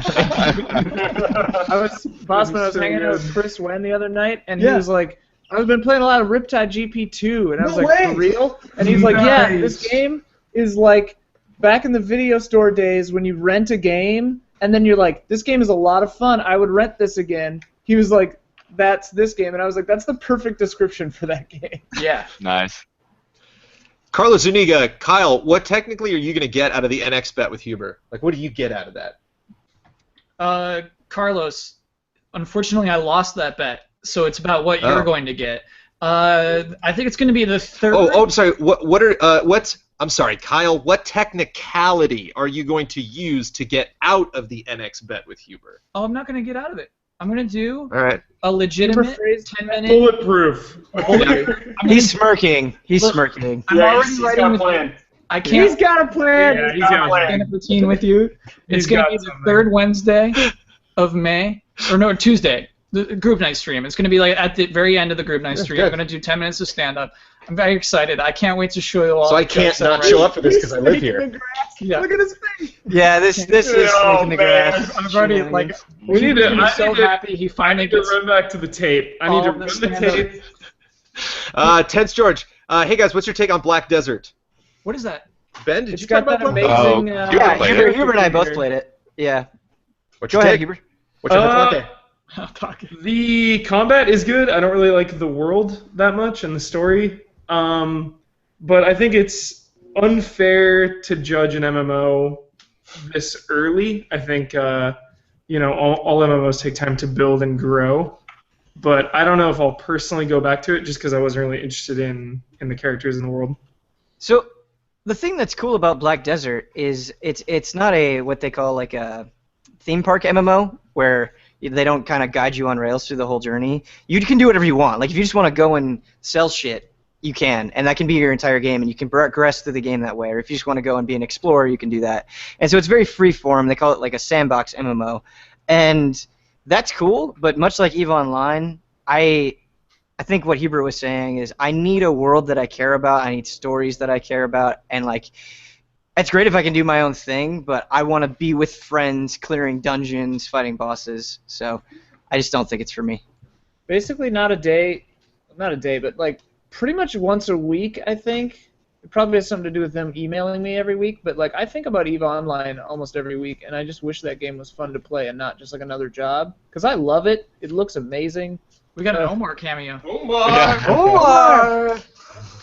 They can see you. They want you to say hi. Ooh, looking hot. Kneel down. Your head's cut off. Yeah. Dude, There's I paid Vander, too. $20 just for Omar. You know, it's funny. You're allowed to say "ooh, looking hot" now. Yeah. You're allowed to say that. You're like, Was I not allowed to say that before? no. Yeah, if you I say said that, whenever I wanted, always. I would talk to HR about that in the past. We don't Oh, have an 'cause it HR. is- Yeah. You would? I mean, Omar's hot. I can't. Yeah, wow. yeah, yeah. okay. I filed like 50 complaints about sexual harassment. How many of those were against me, Kyle? They're all against you. Uh, Yeah. Against Elise. Adam Mulaney, unfortunately, has a question. I think we already answered. He basically just brings up Sega. Like he's like, Sega's screwy. Where do we want Sega to be? We already kind of talked about games we want them to bring back. 6 Is there any? feet under. Wait, Yeah. no. Read the question though. That's not fair. Sega has announced that Shinobi's going to be turned into a movie. Yeah, I said WTF2. What the My question fuck? is this. What are everyone's current feelings about Sega? For me, they not only have the classic pedigree with games like Sonic, Streets of Rage, etc., but I think they've been great for the last 10 years, too. Games like Condemned, Yakuza, Bayonetta, and Alien Isolation were all excellent, in my opinion. Where would everyone like to see them focus their efforts now? They have so many big franchises they could reboot and modernize. Streets of Rage, Knights, Phantasy Star, Panzer Dragoon, Outrun, Afterburner, to name a few. But they just seem to be sitting on their thumbs up their asses. Cheers from Wales, UK. Adam. Maybe one person wants to take this? Or if they have an idea of... I gotta disagree with that final part, Adam, because you just brought up a bunch of good games that they are making today. Like, Yakuza is crazy. It is crazy how good Yakuza is. And I'm really impressed by Sega for putting that out. And if you listen to Huber, Alien Isolation is good, so like Sega's fine right now, right? If you listen to Huber. Sure wish they'd let me play Phantasy Star Online. All those new Phantasy Star games. It'd be pretty sweet. What does that mean? I think now with the Atlas merger too, like I think they're taking cues from, and actually some of the Atlas staff are basically working on Sega stuff now. So it'll be interesting to see how they adapt and take on the same kind of fan. I don't want to say fan service, but like listening to their fans more and taking that into account to what they do. Arian Gacy, are you guys planning on doing anything more with the decor in Brandon's garage? I'm definitely thinking about changing some stuff up for E3 and tabletop adventures. I would love to get some, like a knight in armor or something in the background for the future. There's not a lot of space back there, but it'd be fun to get a backdrop or get some costumes in or something. Andreas Coter, I think it's Coter. I think I got it right that time. Easy Allies, what do you think of the idea of integrating a community voice in your betting specials? You could have a patron on Kyle and Mike's team, or even have the whole community team. Of course, the main attraction needs to be Huber versus Bosman because that's what everybody wants to see, but including patrons somehow might be fun, and maybe even an incentive for people to pledge. Kyle is in the bathroom. I will let Huber start on that one. Oh, $100 level? I think for like if we had a Patreon or a patron for one bet for each of us, like a patron bet, that'd be really cool because I remember last time we got like Trevin on there. He used to work at Defy Media, and he was on one of our teams for a bet. So I think that would be super cool. I want it to be a super expensive reward. You know how we have like $200 to be in the Ben thing? Mm-hmm. It should be like $1,000 to be one on our team. I agree. Like, I like the idea. Sure, you can have like a team of. You're right. The main event is Huber versus Kyle. If what if the patrons win? Like, I guess both me and Huber have to do the bad thing. That would actually be pretty cool. That to me, like playing it straight and keeping it to the rules and everything is so important to me that like I don't want a huge mass of people in there because it makes it harder to control and harder for it to be fair. So I'm definitely thinking about a way to implement fans for sure, but I want to make it right. We could have the patron bet, Kyle, for each of us, and then you just like take the bet, the like you add them all up, and whoever bet the most, like take that as the bet or something. I don't know. We can find a way. I don't want anyone to be able to manipulate it. Yeah. Cool. Like you're going to do with your stand-up? I'm going to do a genuine stand-up. Like, real genuine stand-up. I can't wait to share it because I'm working so hard. Oh, my God. I was going to say, don't. Oh, my God. Give him the pleasure. Don't give him the pleasure. No way. Just ignore it. Just ignore it. Move on. Matthew Pauling, what do you guys think is the best gaming food and snacks? I personally think when you have friends around pizza, it's the best, but I'm still unsure of a snack as chips and nachos leave shit on your hands. Ooh. And even pizza gets you real greasy. Get a napkin, man. Get a napkin is what you say. You know what's funny, dude? You know what's funny that I've noticed is that like, I work from home now, and so like it's so easy for me to be just like, oh, I got my food. Okay, well I'm just gonna take that out and work at the same time. I don't eat it. I put it down and then I start working, and then 45 minutes later I'm like, oh, I got cold food. I honestly, as a gamer, I'm more like just take the 20 minutes, just eat a bunch of stuff, and then just like, do you need to snack? Do you feel that? Candy. The urge? Candy's my gaming snack. Just candy in general? Starburst jelly beans. Do you have wrappers for each of them? No, Starburst jelly beans. Bop, bop, bop, bop, bop, oh, okay. Starburst jelly beans. Yeah. Not jelly beans. Not Starburst. Yeah. Oh. They're pretty good. I thought those were like an Easter thing that you rolled around. That's jelly beans. Eternal. Whoa. I like baby carrots and red grapes. Or hummus and pitas and hummus. Ooh. That's good. With both of those, you don't get too much stuff on your hands. Yeah, and it's not candy. It's not terrible. Corn on the cob for me, I think. Whoa, that is a complex snack. Yeah, with a lot of butter. I don't eat when I game. Yeah, same. Yeah, I don't think I do either. I mean, almonds or something would be nice though. Hubert, can you just tell people about like when you invite them over to movies and you like it's so sacrosanct for you that you make them put on headphones so they don't like bother you? Headphones, no eating, all the lights are off. Really? No time, no. Wait, we've done that though, Yeah, Hubert. we've done that for extreme situations, like if we're watching like Aliens or something. I like to do that. But casual setting, like it's No, fine. what do you mean, dude? Watching Brad wearing Aliens a pair is of an headphones? extreme One situation. one time, Brad came up to SF when I was in school, and he spent the night, visited me from out of town, and we watched Aliens with headphones on. I was into it. Yeah, He was not forced. Aliens, man, it's high stakes. That's what he said, and I was like, all right, let's do it. Headphones. Yeah, serious business. Kevin Rosamund Friedis asks a question that I really dig. Can you guys talk about what truly motivates you to keep going day by day as video game content creators? Also, Kevin brings up an excellent point later on. He can only listen to Twitch streams at work, so no access to video or chat. Can you please ensure to always read chat questions out loud when you're going to answer them? Oh, that's good. Yeah, we need that's Just like better. we That's do on the best podcast. practice. Yeah.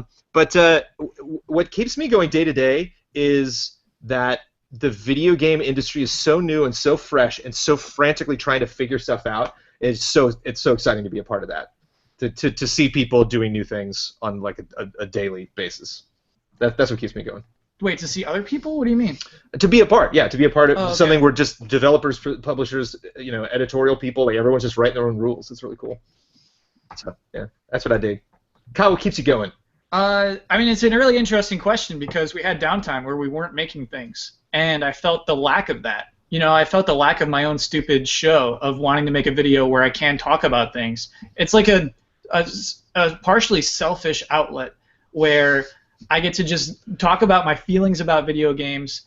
People appreciate them for sure, but it feels good to get that out. Yeah. You have these things and you just get it out. That's basically what drives me, I guess. Anybody have something else that keeps them going? Gets them out of bed? Oh, you gonna talk, Blood, or? Just go. Go Okay. again. I'll go. I'm diving in. Hold on a sec. God damn it, Boston. What? He's just being an asshole. He's kidding. I was thinking about this the other day because I've been doing more songs in front of Easy Update, and it's a lot of fun. I feel good that that's motivating me to make just kind of silly little music, which I don't know if that is actually answering the question, but That totally Sure. the show is Yeah. pushing me to make little music things, which is a lot of fun. Tonight's episode has a dark wave synth pop song in it about point and click adventure games. Yes. Cool. You gonna do an album at the end of the year? I actually, once I get like 12 or 13 songs, I'm gonna put them in a thing. And they're all gonna be about games? Probably. I don't know. That's so a cool far, I've idea. done songs about. I mean, the first one was because I got trolled by GamerGators on Twitter, so I was like, "Why is everyone a dick?" And then, then the next one was about hidden object games, and then point-and-click adventure games. So I'm just moving through like weird, lesser genres. Not lesser, but like. Somebody's got to. Damiani, what drives you? Blood. Sorry, Blood. I mean, honestly, I can't find myself. I found myself not being able to do things that do not relate to the video game industry. Having worked in other fields, especially Anime. fields that are related to things I'm kind of interested in. I've done a job that involved doing stuff that involved like animals, especially like cats, which my cat just jumps on my desk right now. Perfect timing. I've done stuff with with anime. I've done stuff with other things that have been like loose hobbies essentially, and I just keep finding myself like, why am I not? I want to do stuff with video games. Why I need to do stuff with video games, and just quite frankly, like doing what we did before and now what we're doing now has been like one of the only few times I've been like truly like actually at peace and happy with myself. So that is I always want to have that, and put a price I feel on like I can't do anything else and be truly happy.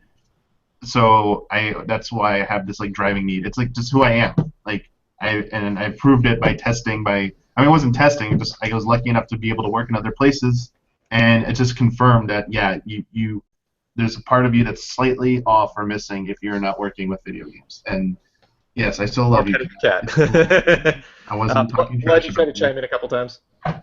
Yeah, I mean, I definitely agree with Damiani. It feels weird to try to, look at any kind of long-term job that's doing something else. But yeah, I mean, I'm just part of me is also addicted to the entire feedback loop of just interacting with the community and seeing what they have to say about everything. Especially when you've put a ton of time into something and like you just you want to see what people have to say about it and about whatever their feelings on the same subject. The Huber syndrome is a real problem. Like, I need to talk about movies and games and everything, and just like having all of you and like all of the fans who are just like constantly tweeting and like caring about my opinion and like sharing their opinion on something is just crack. Yeah, it's good too, Huber, because I get less stuff from you now, so you don't bug me much anymore. Ben, do you want to chime in before we move on? I guess I don't have a good answer. Like, you don't have to answer. It's fine. Well, it's just like this is it. Like, I'm not. What keeps me going? It's like some sort of primal force. Like, if Easy Allies closed down tomorrow, I wouldn't stop talking about games. Like, until I'm 85 years old, I'm gonna be writing and tweeting, and I don't know. It's gonna be that way till the end of the time. It's like something I can't explain. So, terrible answer. I'm sorry. I have kind of a weird listening to Damiani and you guys talk about it because I come from a kind of a different spot in this, so like where games have always been like a passionate hobby of mine, but like I never expected it to be a career sort of a thing. Like I was more focused on filmmaking and things like that, and so like Easy Allies, the reason it like fuels me so much is because it really is just it's more in line with what I have always viewed this as is just a lot of fun, and like I just love having fun with my friends and playing games and stuff, and that's a great motivator. Fun is good. That's Fun, fun. fun motivates. Zelko, Alex, what are your thoughts on a first-person Mega Man? As a la Metroid Prime, also a Mega Man where all the stages are connected instead of a stage selector. Any Mega Man fan want to weigh in on this solely? I'm not into it. Not into it, Brad. Damiani looks like he wants to say something. Who was it? Was it Armature or someone was rumored to be making like? It was Armature. You're right. Yeah, that looked terrible. So that was not There's even. a video, Zelko. You can watch it. Yeah, no. The vote is no from Easy Allies. Yang Lee, how do you feel about Mighty Number 9 getting delayed again from spring 2016 to summer 2016?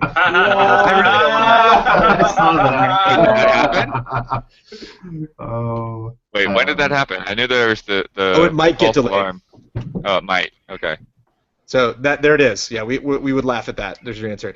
Daniel Erico, is there any chance of getting goofy opening icebreaker questions for the guests on the Easy Allies podcast? They're one of my favorite parts of GT Time. So glad you guys are back. I don't feel like we gave Young Lee enough for that question. You know, I know we got to rush. Do you think this issue is already affecting the reliability of a Kickstarter project? Yeah, that's where the question gets interesting. I don't think one Kickstarter breaks Kickstarter. I think that just shows how that person does business.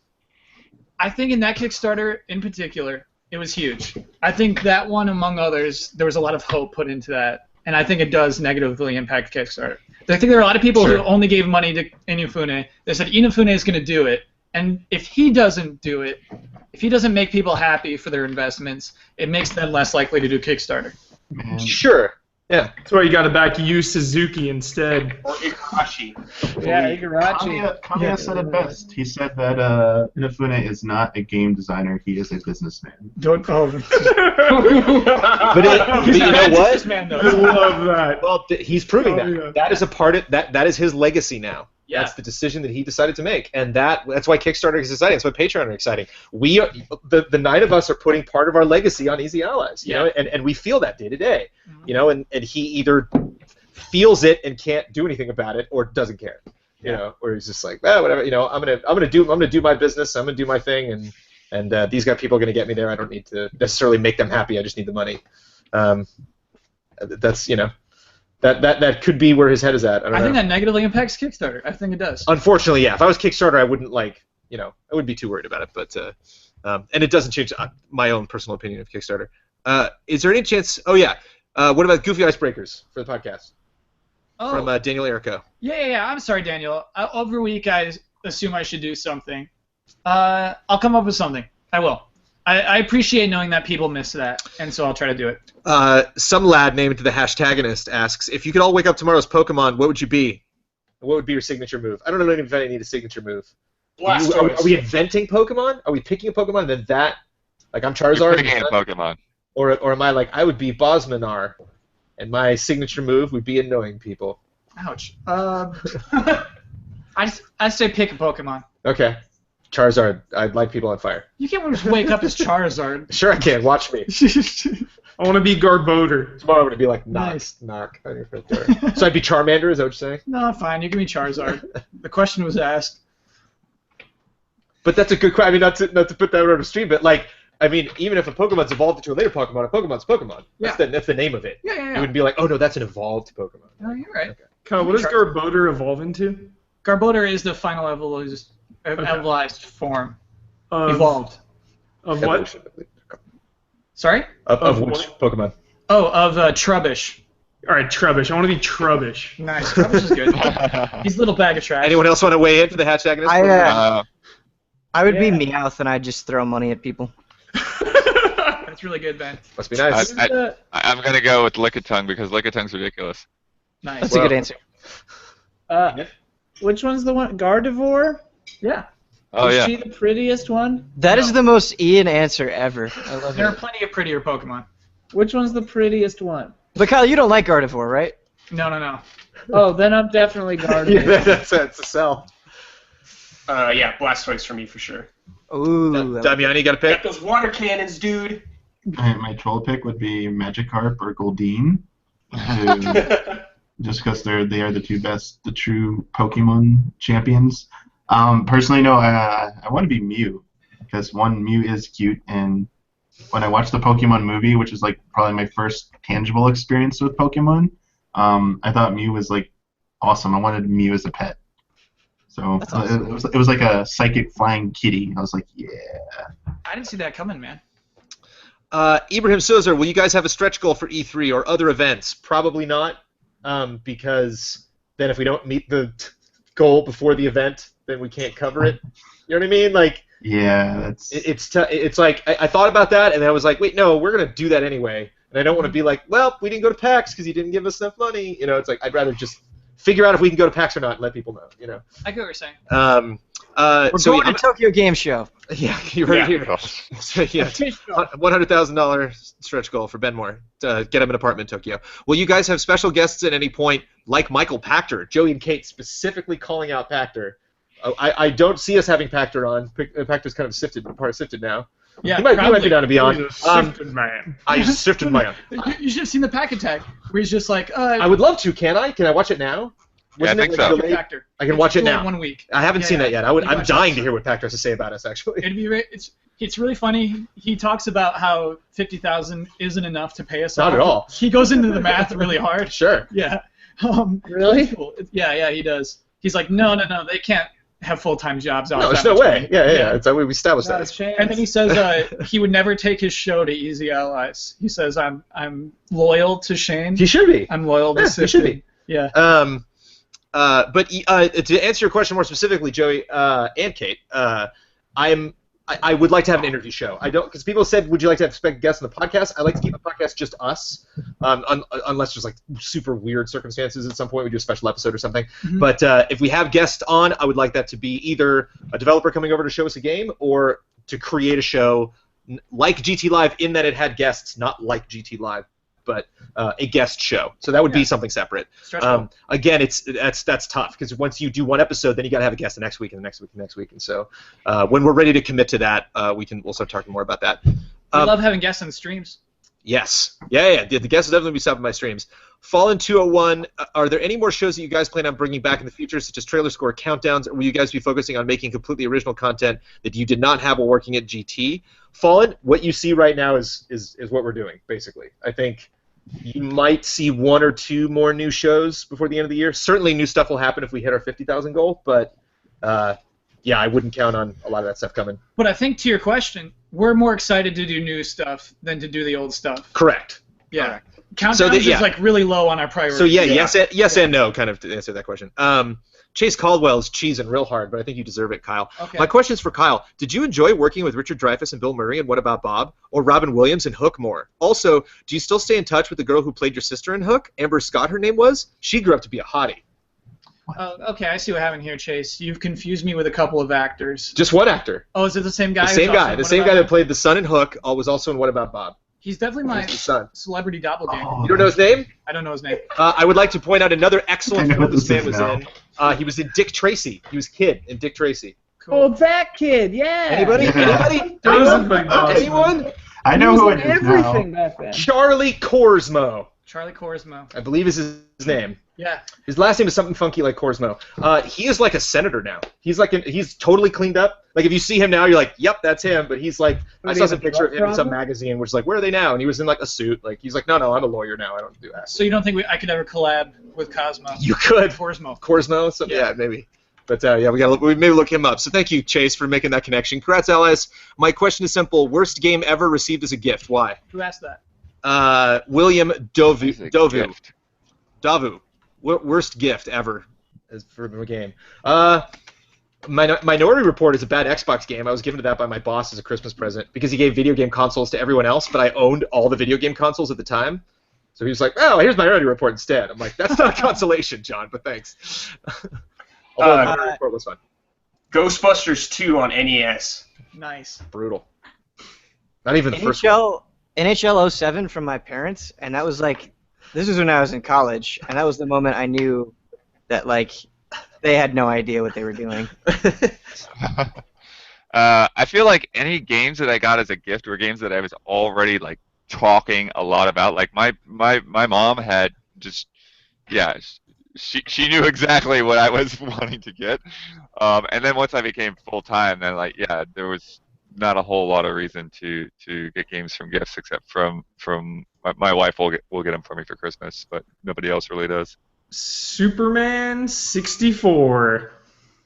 You got that? Say no more. Wow. I had a countdown for that game going in my room. I had a little thing on the wall counting down the days to Superman 64 because I was so hyped for it. Wow. I got burned. It's a hypeable game. You look at screenshots for that game, it looks, you know, especially in that era. Kyle's deep in thought. It's just, you know, like how I do Dumb Game Monday? I can't think of a game that I got as a gift that I said, this sucks. I wish you didn't give this to me. Because, like, I was thinking of, like, Beetlejuice on NES. That's a bad game. That's a legit bad game. That's super hard to play. Loved it. Loved it to death. And so I don't really have a good answer for that. Addams Family, Fester's Quest, loved it. Addicted to Fester's Quest. I remember that game. There's an infamous angry video game nerd about Fester's Quest. It's one of my favorite video game nerds. Right, they're bad games, but they're just so play good, the hell out of it. Rick Argomenes, a.k.a. Rick Amrogo. Hey, guys, I wanted to know, what is your first gaming console or platform and game? Did you fall in love with games immediately from that point, or did you have that moment later in life? I think we've kind of answered that. We talked a little bit about like what game brought us in, but console specifically. Oh, gaming I think might be kind of fun. Atari 2600 was mine. NES. Not doing television and stuff. NES. This one. Yeah. Which one like really got us into it? Yeah. I think they're just saying first console in general.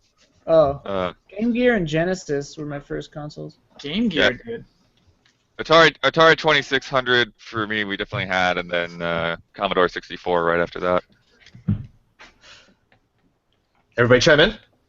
For me, the NES was kind of like, this belongs to the family, share it with your sister. The first thing I had that was like mine is the Game Boy, and I really love that Game Boy.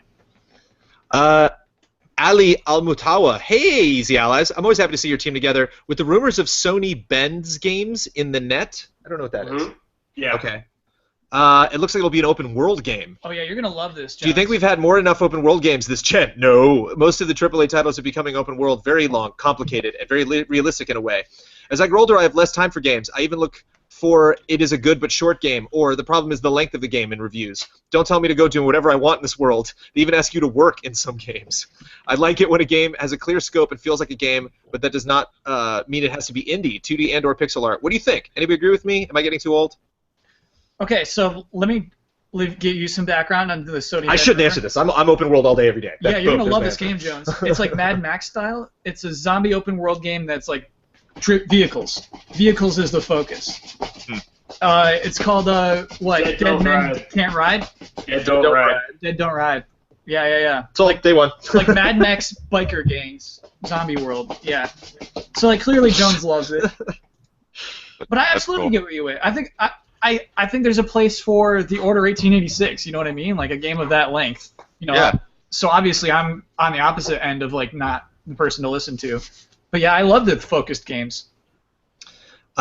Crash and Burn. Oh no, someone at sorry. least has to chime in on that. Someone else? I agree with you, Bosman. I think too many open world games lately. It's just like, I'm overwhelmed, you know, and like people have jobs and responsibilities and lives and relationships, and like you start cranking out like 10 open world games every couple months. It's just like too many games.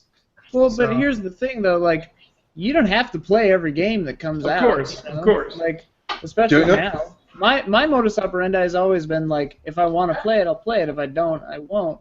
So like, that's on you. Like they could put out 1,000 open world games a day and just play the good ones. It doesn't mean as much anymore either. Like Assassin's Creed, when Assassin's Creed started coming out, they were so great because there weren't as many open world games as there are now. So I feel like the impact is not as strong as it once was. I don't know. Yeah, I definitely think like even if there's a game that you like, the open worldness can sort of become a busy work in a way. Like you get out there and it's like, oh, this is really cool at first, and then you're just like, all right, now I'm just checking off boxes, looking behind every corner, making sure I don't miss anything, and it's just this weird like I want to see everything, but a lot of this stuff just isn't that important, but I don't want to stop doing it because there might be that one cool item or that one little nugget of information that's, you know, way off, far away from everything else. It becomes more of a video game for me because like I love how Brad plays. Brad will do all that shit until he's just over it, and then he can just like barrel to the end of the game. Yeah. I wish I could do that. Like if it's in the game, I have to do it. So like open world games have become like an Achilles heel of mine, where they just like bog me down forever because I have to do everything. But again, that's just on me. Play how you want to play. Play how you want to play. What does Ben have to say about this? I think most open world games feel like they are created by a committee, and I think that's the problem. Like, if you have a big place, it doesn't matter if there's nothing interesting in it. Like, that's what I really enjoy about The Witcher, for example. Like, even the most mundane things usually evolved into something greater. Like, I always appreciate it when I get to the sense that the designers really have a purpose behind things rather than extending the length or saying this is how much stuff is in our game. So. Can I do a really brief shout out here to Omar, who is watching a baseball game with headphones on next to Bender. Living the dream. Well, it's James just DeGrom that pitcher, dude, nice. he's Dude, doing Omar the looks so headphones. chill right now. Yeah, I'm never that relaxed. he's the most relaxed. Crash and Burn. Do you guys really think there's nothing for Wii U owners to expect for the remainder of the year? Yep. Yes. Paper Mario and Shimigami Fire Emblem. Oh right? Yeah. Tokyo Mirage Sessions. That's it that I know of. So, there's a rumor for another game called, basically the code name was like All Stars.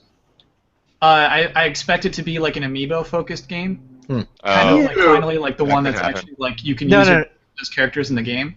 It's just Paper Mario sounds. So I think there'll at least be one more game. Sorry, Ben, I missed what you were saying. No, the codename game that you're talking about, an inside source told me that it's just Paper Mario : sounds, where you just you hear something and then you go and you interact with that sound, and that's the gimmick.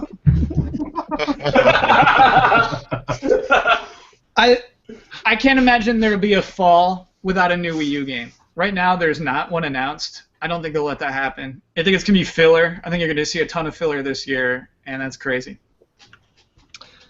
Forrest Polk. It has been stated that the graphics, fonts, and colors were chosen quickly and by Forrest hates it when you pronounce the L. Forrest Polk. Poke, yeah. Polk. You just pronounced the Polk. Poke. Polk. Poke. Like Hulk. Polk. No, he doesn't like that L. He doesn't like the O. The L. Poke. He doesn't like the L. Oh, like poke. Poke, yeah. Poke.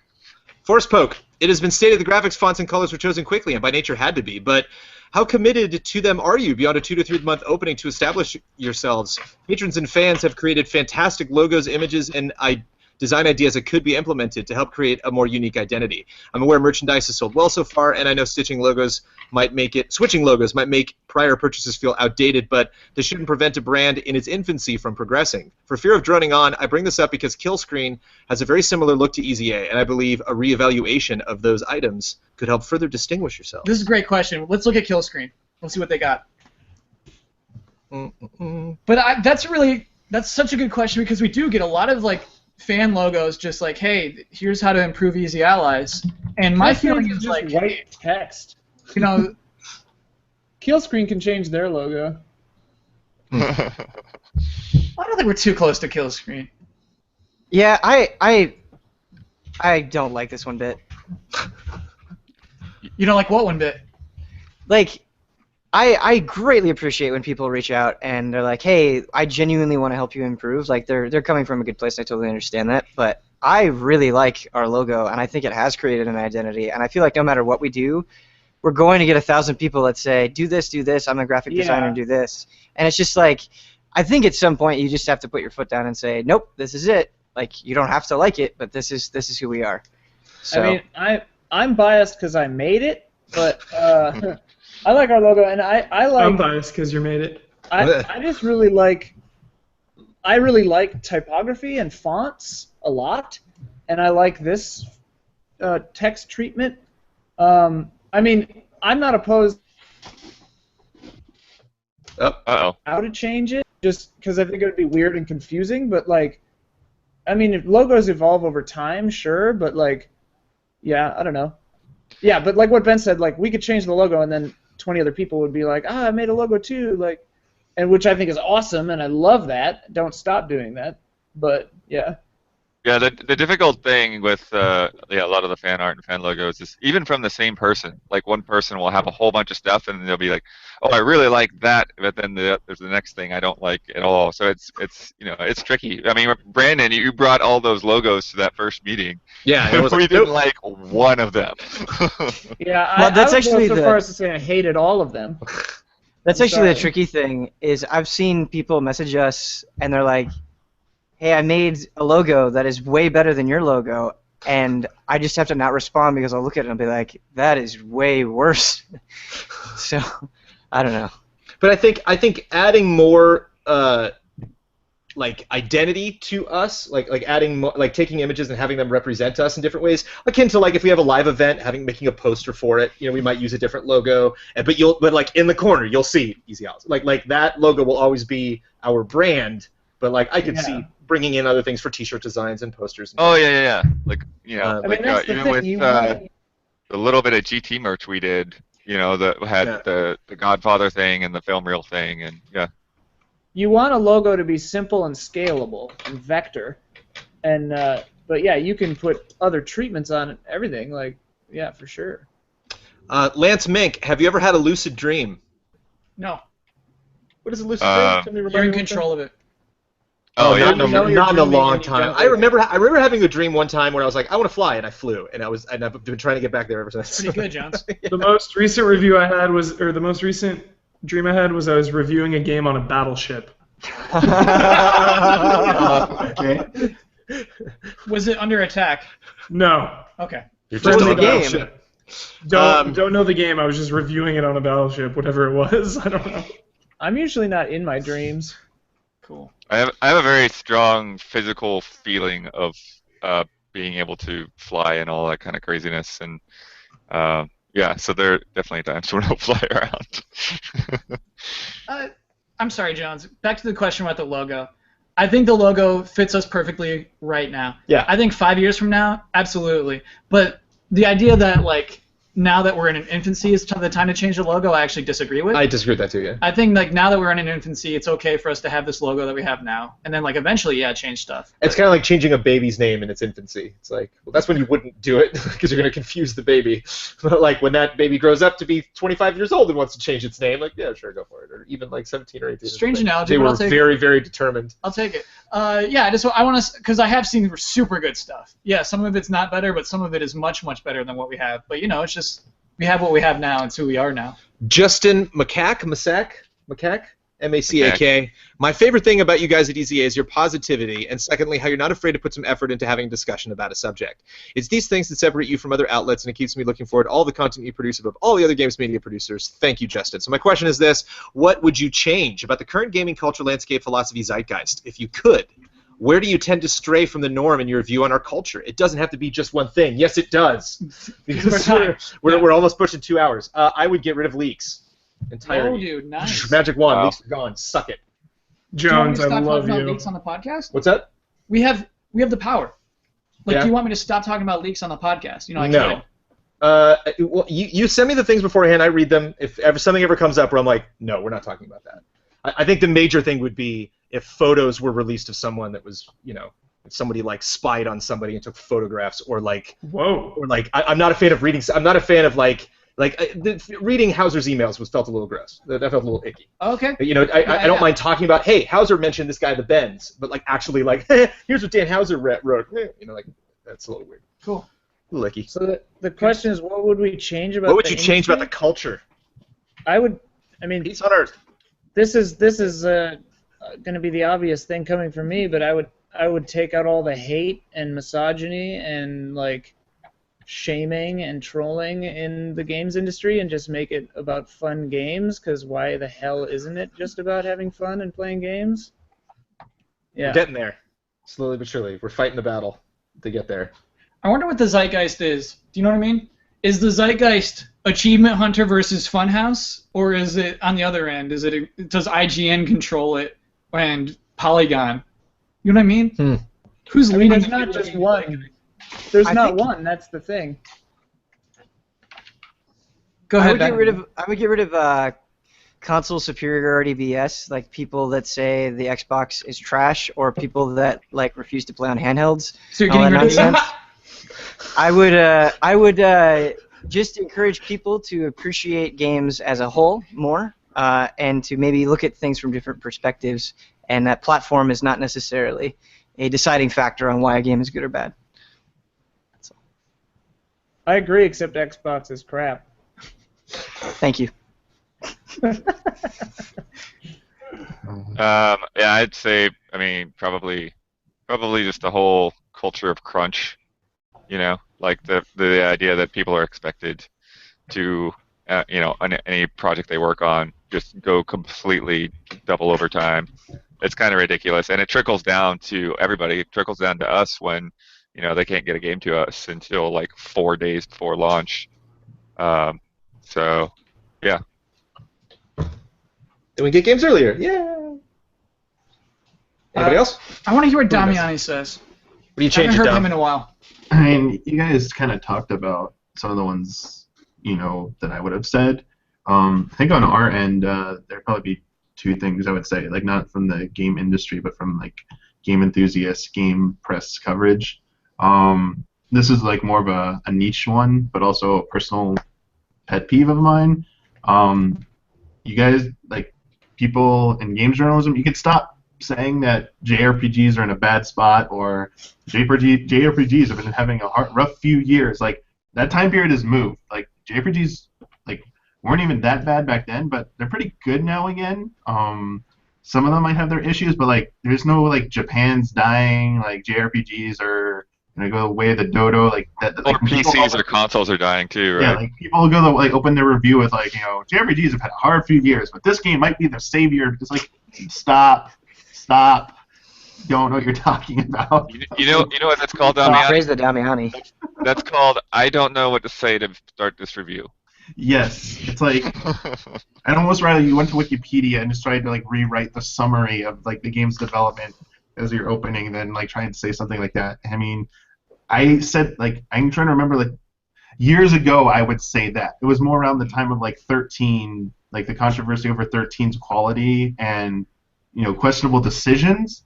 But I don't think I ever meant it in that JRPGs were like quality-wise or bad. It was more like trying to, it's a whole other discussion. We don't have time for that. But like basically, I think people do use it as shorthand too much for they don't really know what to say.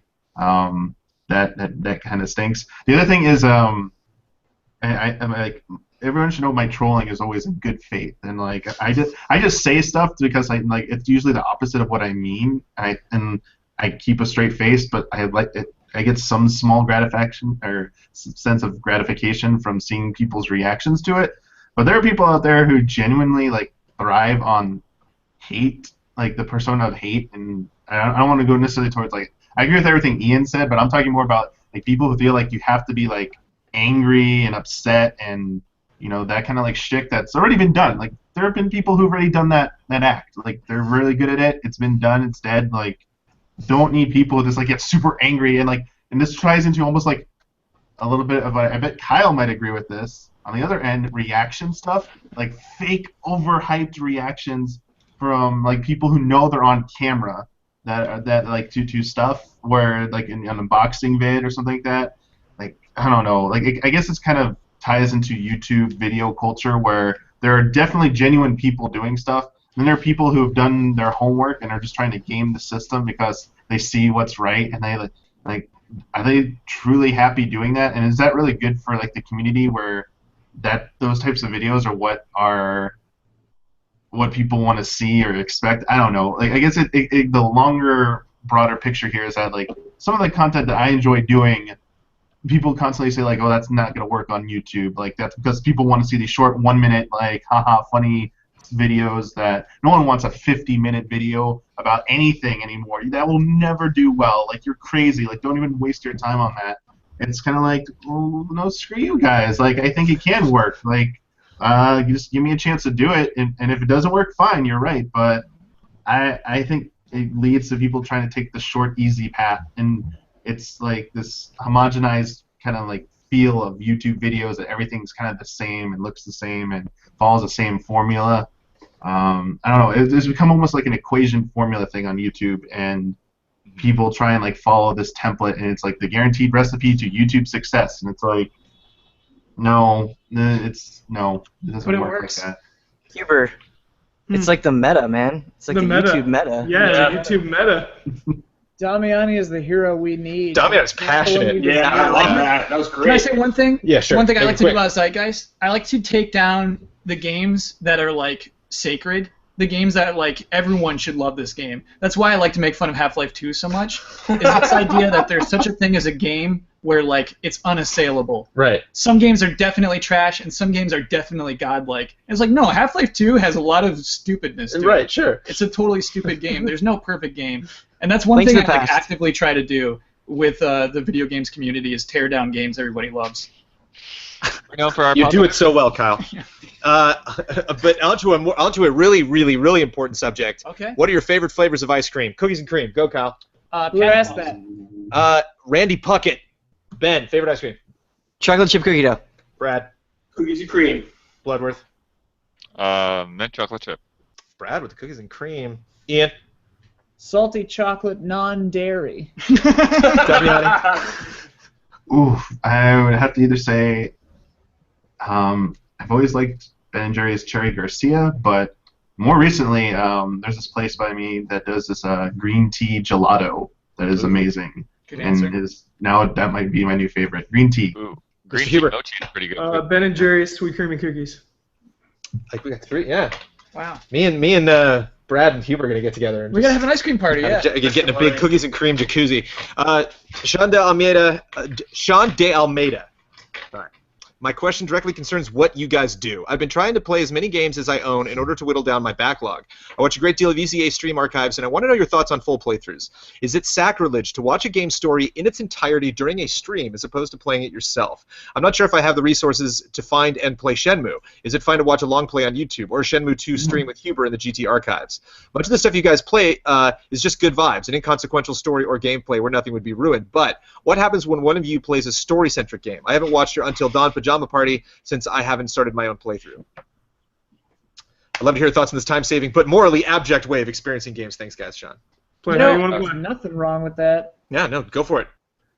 It's all about time saving. That's the world we live in now. How much can we absorb in the least amount of time? If you can cut a corner, cut it hard. Unless you're in a car. I don't see full playthroughs as like an alternative to playing the game. You know, like I think if there's a game that you really want to play or whatever, like you're better off getting in and diving into that yourself. You know, headphones on, lights off.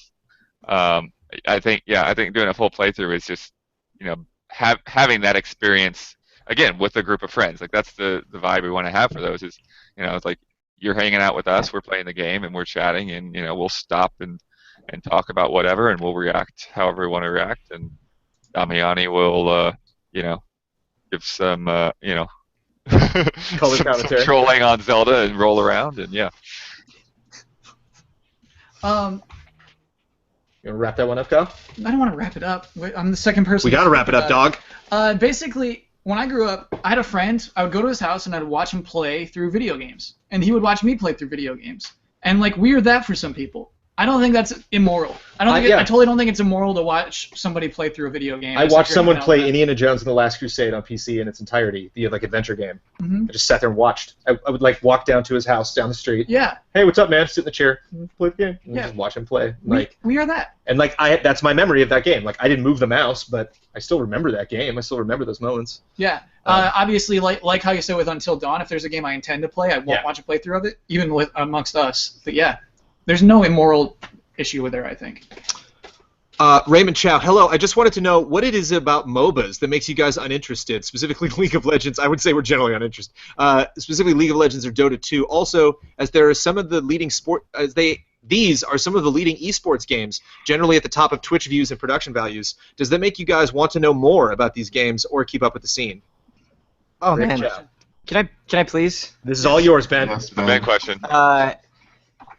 What I honestly don't think people understand where we're coming from, and I think we could make that a little bit more clear. Like, I definitely think that this is true of Brad and Huber as well. Like, I've been playing MOBAs since Dota 1, way back, like when I was a child.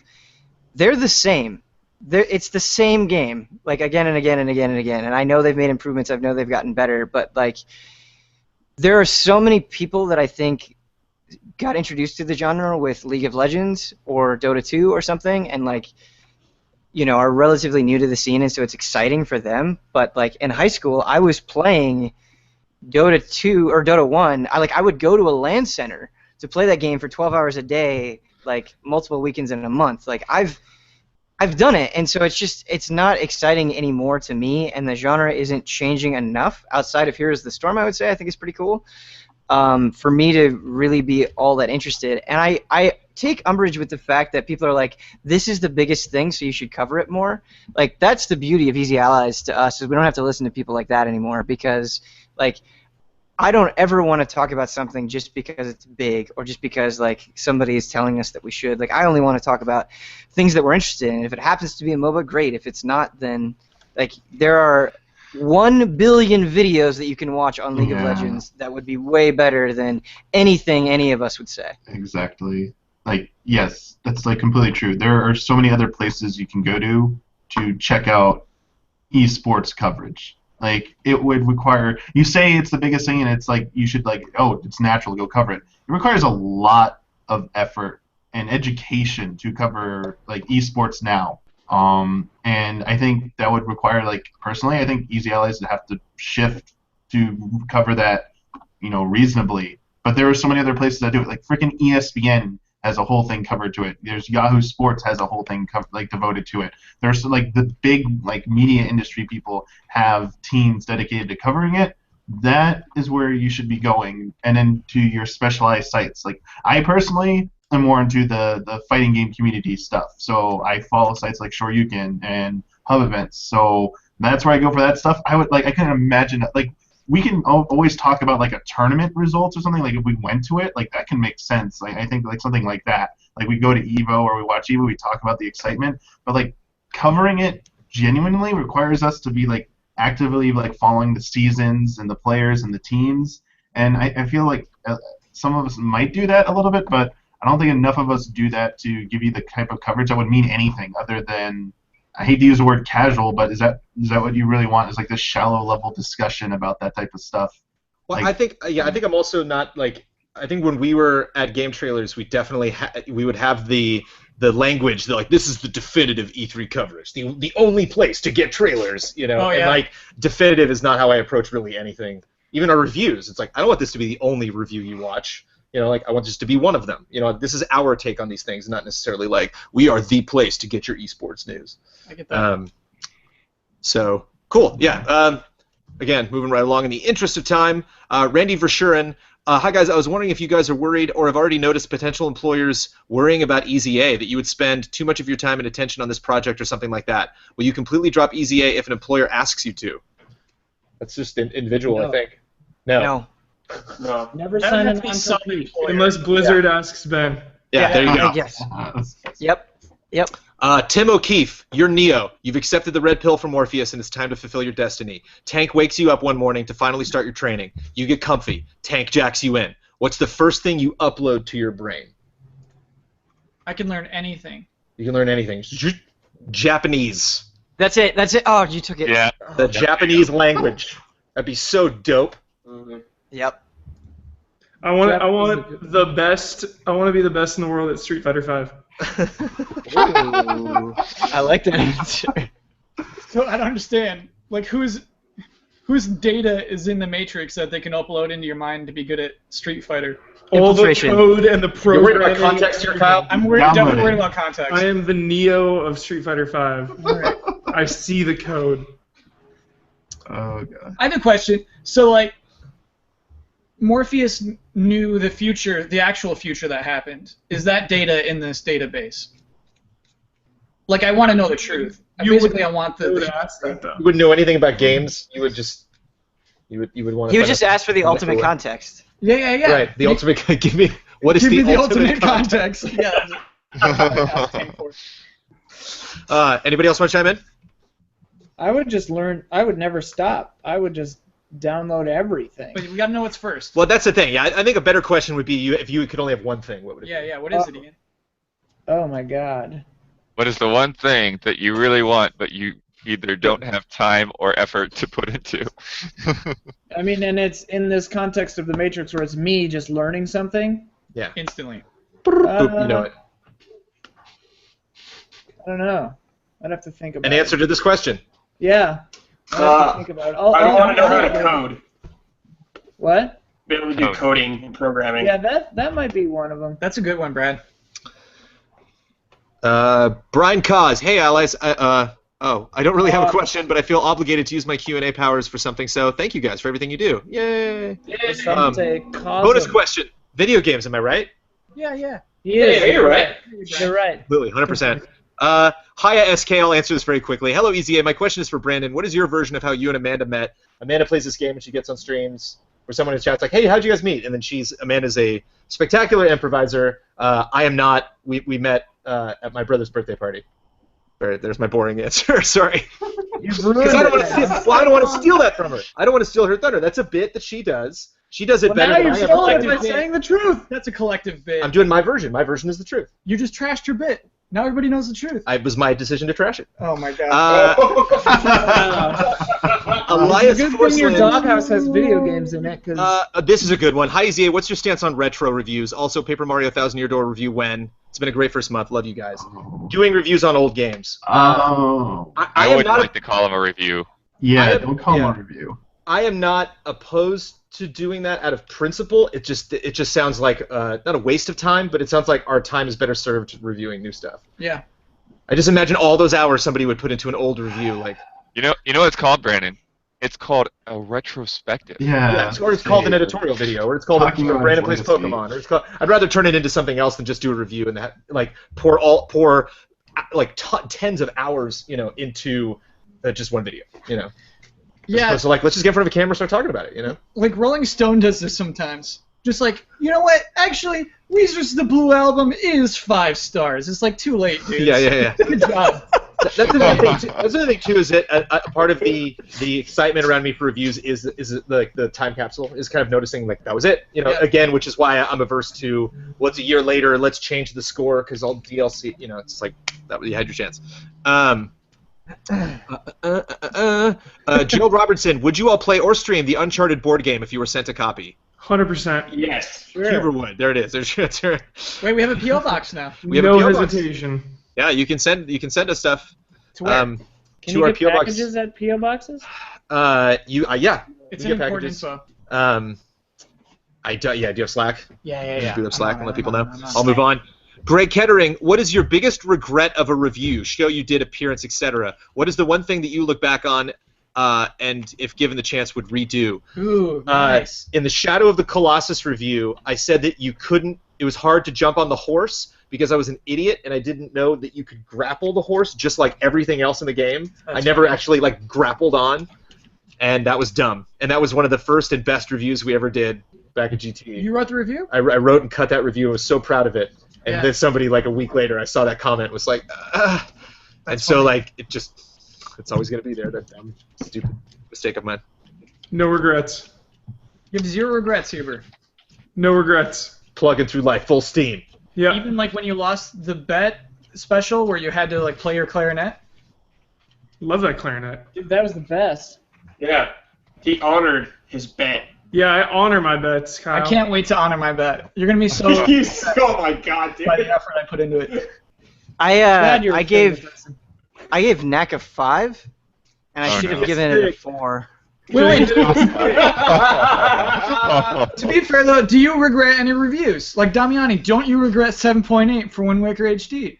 Oh, don't start this. Oh, Kyle. I know you regret it. There's always. I mean, I don't know if I have any like serious regrets. I feel that maybe. I mean, I think any reviewer has like some slight changes of opinion over time. Anything that I would say like maybe the soundtrack in Nier. I didn't give it enough of a fair shake in the Nier review. I still stand by everything else I said about the game. I didn't talk enough about the review or the soundtrack because I didn't listen to enough of it because a lot of it wasn't heard in game. It wasn't very easy to hear. But once I got a hold of the soundtrack or I listened to it on YouTube, I was like, oh man, like where did this all come from? And I was like, crap, like Nier has a legitimately good soundtrack. So I think I should have, there's some forces to be that say like if a game's crap, who cares if one part of it's good? Like you don't need to waste your time saying that. But part of me was like, you should have given it something. Like that. It was a pretty good achievement it had for a soundtrack there. I'm trying to think if anything. I mean, the only real like regret is that I won't get too much into it. But at once upon a time at GT, we had a sort of pseudo like unwritten rule that if someone else had reviewed a game and given it a score, and your review was going to say it was better than that game, or specifically it was in the same series, you were reviewing like the next game in a series, and you were saying it was better, or this review sounded more positive, that one, you had to give it a higher score than that previous game, because even though you wouldn't have given that previous game that score to begin with, so it was this weird like that's a little tricky. That was like, man, so there's like 1 or 2 reviews specifically I won't name that I had to give it a significantly higher score than I wanted to give it because I wouldn't have given the previous game. Damiani, name it. Now let people try and figure them out. The answer. Yeah. So that kind of stunk because the reviews were the text is right, but like the score is like not even like not right, and it always kind of bugged me. Like, was insane. Yeah. It's a Zelda game. That's one of them. I will say, like, I mean, I don't. He's not going to tell us he loved it too much. I don't have any. Spirit Tracks. Spirit Tracks. Oh, good call, Brad. What'd you give Spirit Tracks? Sorry, Bled. I don't know if you're getting your word in. I gotta know what Damiani gave Spirit Tracks. I think I gave it like a 9 because Phantom Hourglass got like an 8.9, so I had to give it like literally 0.1 above. But I thought like Phantom Hourglass was like an 8 at best. Wait, like a 7 something. The rule was that the next game in the series had to score higher. No. If you said it was better. if I said like I specifically called out because I said like it built upon what Phantom Hourglass did, and I felt it improved in some ways. There were some faults with it, but I liked Spirit Tracks overall better than Phantom Hourglass. That was kind of the crux of my like conclusion, and other things. And I was like, crap, I have to give this game a higher score than what GT gave Phantom Hourglass, and they gave it 8.9, I believe. And I was like, I was like, I'll give it. Thankfully we had decimal points then, so I was like 9.0. Like, you're not, what is the smallest increment I can do above that? So honestly, I probably would have given it like an 8 at highest for Spirit Tracks. So maybe still better than Wind Waker. Huh? Spirit Tracks is not better than the Wind Waker. Oh, okay. So you do regret the 7.8. Oh boy. We're getting close. We're there. We're getting close. I can see the light at the end of the tunnel. We're there. Do you want the Starving to PO death. Yes, P.O. Box. Box? PO Box 11149, Marina Del Rey, California 90295. 11149, Marina Del Rey. Enjoy. And thank you for sending us stuff. Joey and Kate sneaking in with one more question, but it's real quick. Ian, I live in Minnesota. How often do you visit this cold tundra? Twice a year. Once on the anniversary of my mom's death, and then on Christmas. Bringing it down. Ben Sheen, congrats on month 1, allies. Is it hard to contend with the constantly changing nature of games and games journalism? I've been writing for a game website, Self-Plug, Gaming Illustrated, for nearly 4 years as a mostly unpaid passion project. I've gone to E3, seen preview events, and even met Brandon Jones. But trying to balance actual work life and other stuff while trying to produce meaningful content and increase a focus on videos feels daunting, especially considering the diminishing returns of hits and views. How do you keep motivated in the face of adversity? The transition from GT is awe-inspiring, and people like me could only hope to garner the type of admiration from like-minded gamers. Despite it all, I want to keep going because of my love for the industry. Easier question, do you think the influx of rumors are good for the industry? Oh, never mind. That seems like a whole other thing. We'll just do the first one, because you seem to really want to know the answer to that. I get it. So we talked about motivation. We talked about what struggle, gets us out of bed in the morning. But in the face of adversity, I mean, of all of the specific issues he's talking about. Like, let's say you're putting up a video you work really hard on, and it gets 100 views every time. My answer, that's it. You think, oh, get my computer, that's the hardest part. Like, oh, getting the cameras, getting better at writing. You know, like getting access to the games, getting stuff up in a timely fashion. All of these are the worst parts of it. The worst part is dealing with nobody caring. That sucks. Like, because that's the thing that that's the brick wall that you're gonna turn around when you hit. You're like, if one person cares, that's enough for me. Like, if one human tweets me passionately, like, yo, I saw this, I love this so much, like, this helped me, this made my day, like, that is enough. So it's not about like 20 million views or one view. Like, if you're making a difference to one human being on Earth, like, that is enough. And as long as you're happy doing what you're doing, that too. Like, do what you love, and don't fret about the numbers. Yeah, I agree. Like, every time someone, like, a few people told me that, like, when things were shutting down, like, they said that you helped me be less afraid to be myself, or like you gave me confidence to be who I really am, and I was like, that is the craziest, like, most important thing anyone has like ever said to me, and that balances out like infinity kill yourselves or anything else that I might, like, I don't know, it's ridiculous. Ben, you look like you had a strong counterpoint. No, I mean it's just a variation on what Huber said, because like I spent 2 years of my life doing things that like actually literally no one saw, and I think it was some of the happiest times of my life, because I think like you can kind of boil people down into two categories, like the kind of people that want the numbers and then the people that are going to do it no matter what. Like the most successful people I've seen in my life are the ones that like just cannot be stopped. They're just forces of nature that no matter what you do, then no matter how many times you tell them no, they're just going to keep making things because they love the thing itself. They don't like being recognized as like an intelligent person in this field, or like a good video maker or a good writer. Like, they do it because they just so desperately love the thing that they can't help but be a part of it. Agree. Do what you love and you'll never regret it. Thank you for the question, Ben. Sean Almeida, again, this is quick though. Are old GT shows like Huber Hype and Final Bosman Defy owned properties now? Yes. Like, is that why everything has been renamed or changed? Yeah.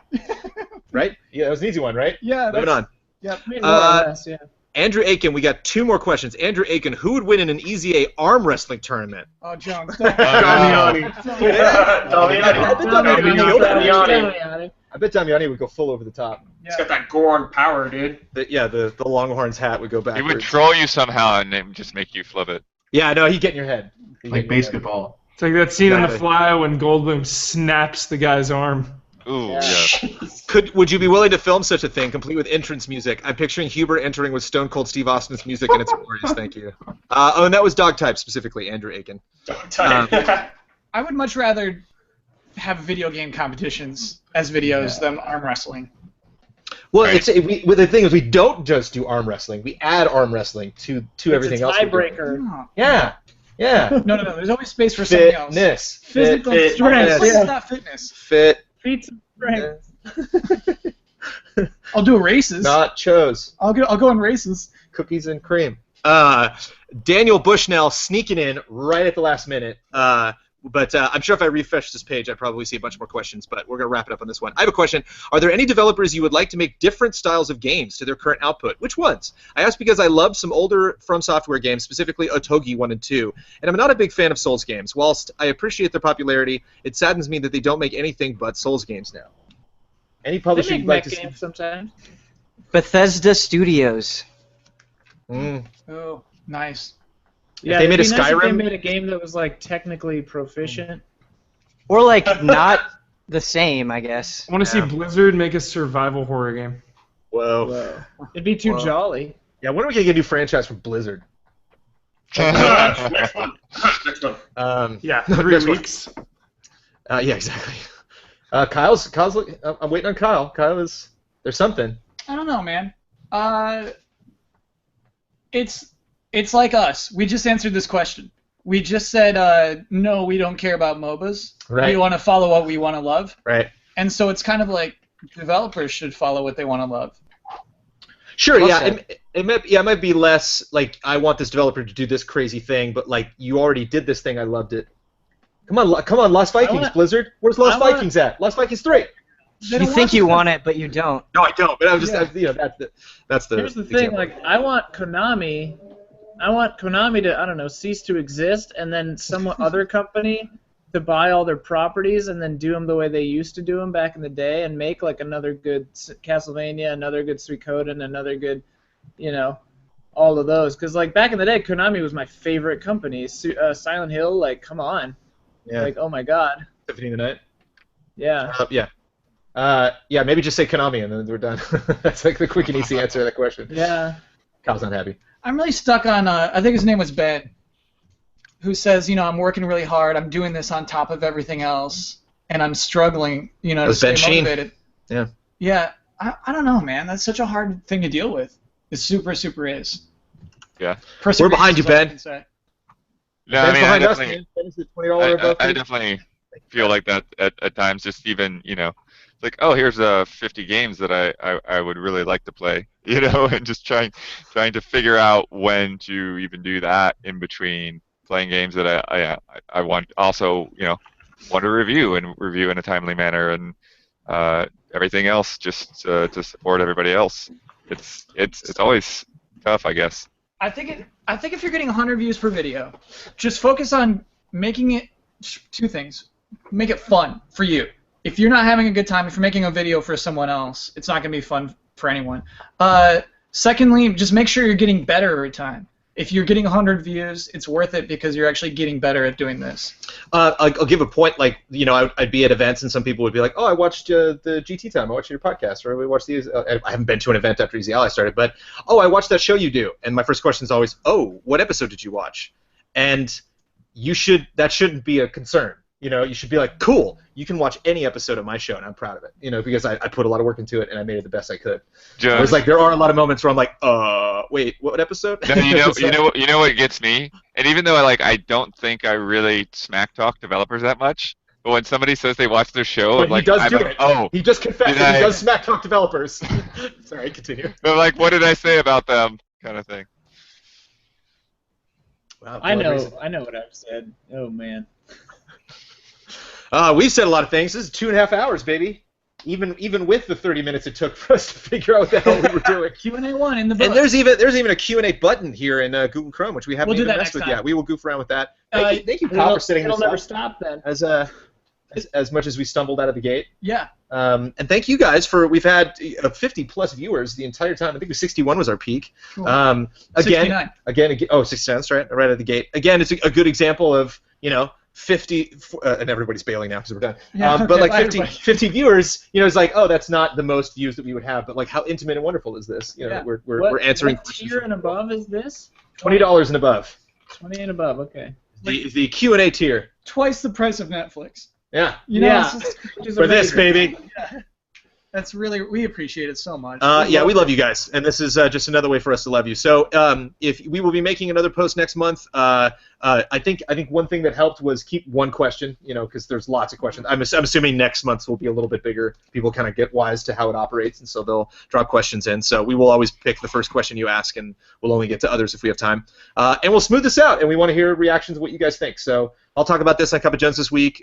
We always welcome feedback here, and hopefully soon we will have a website which has a forum where you can go. We'll make a post in the forum about, hey, our Q&A went well, and everybody can chime in there on what they think. So thanks for tuning in. Thank you, allies. Bye, allies. Thank you. Bye, everyone. Yeah. Good turn, everybody. We did it. Yay. Take care.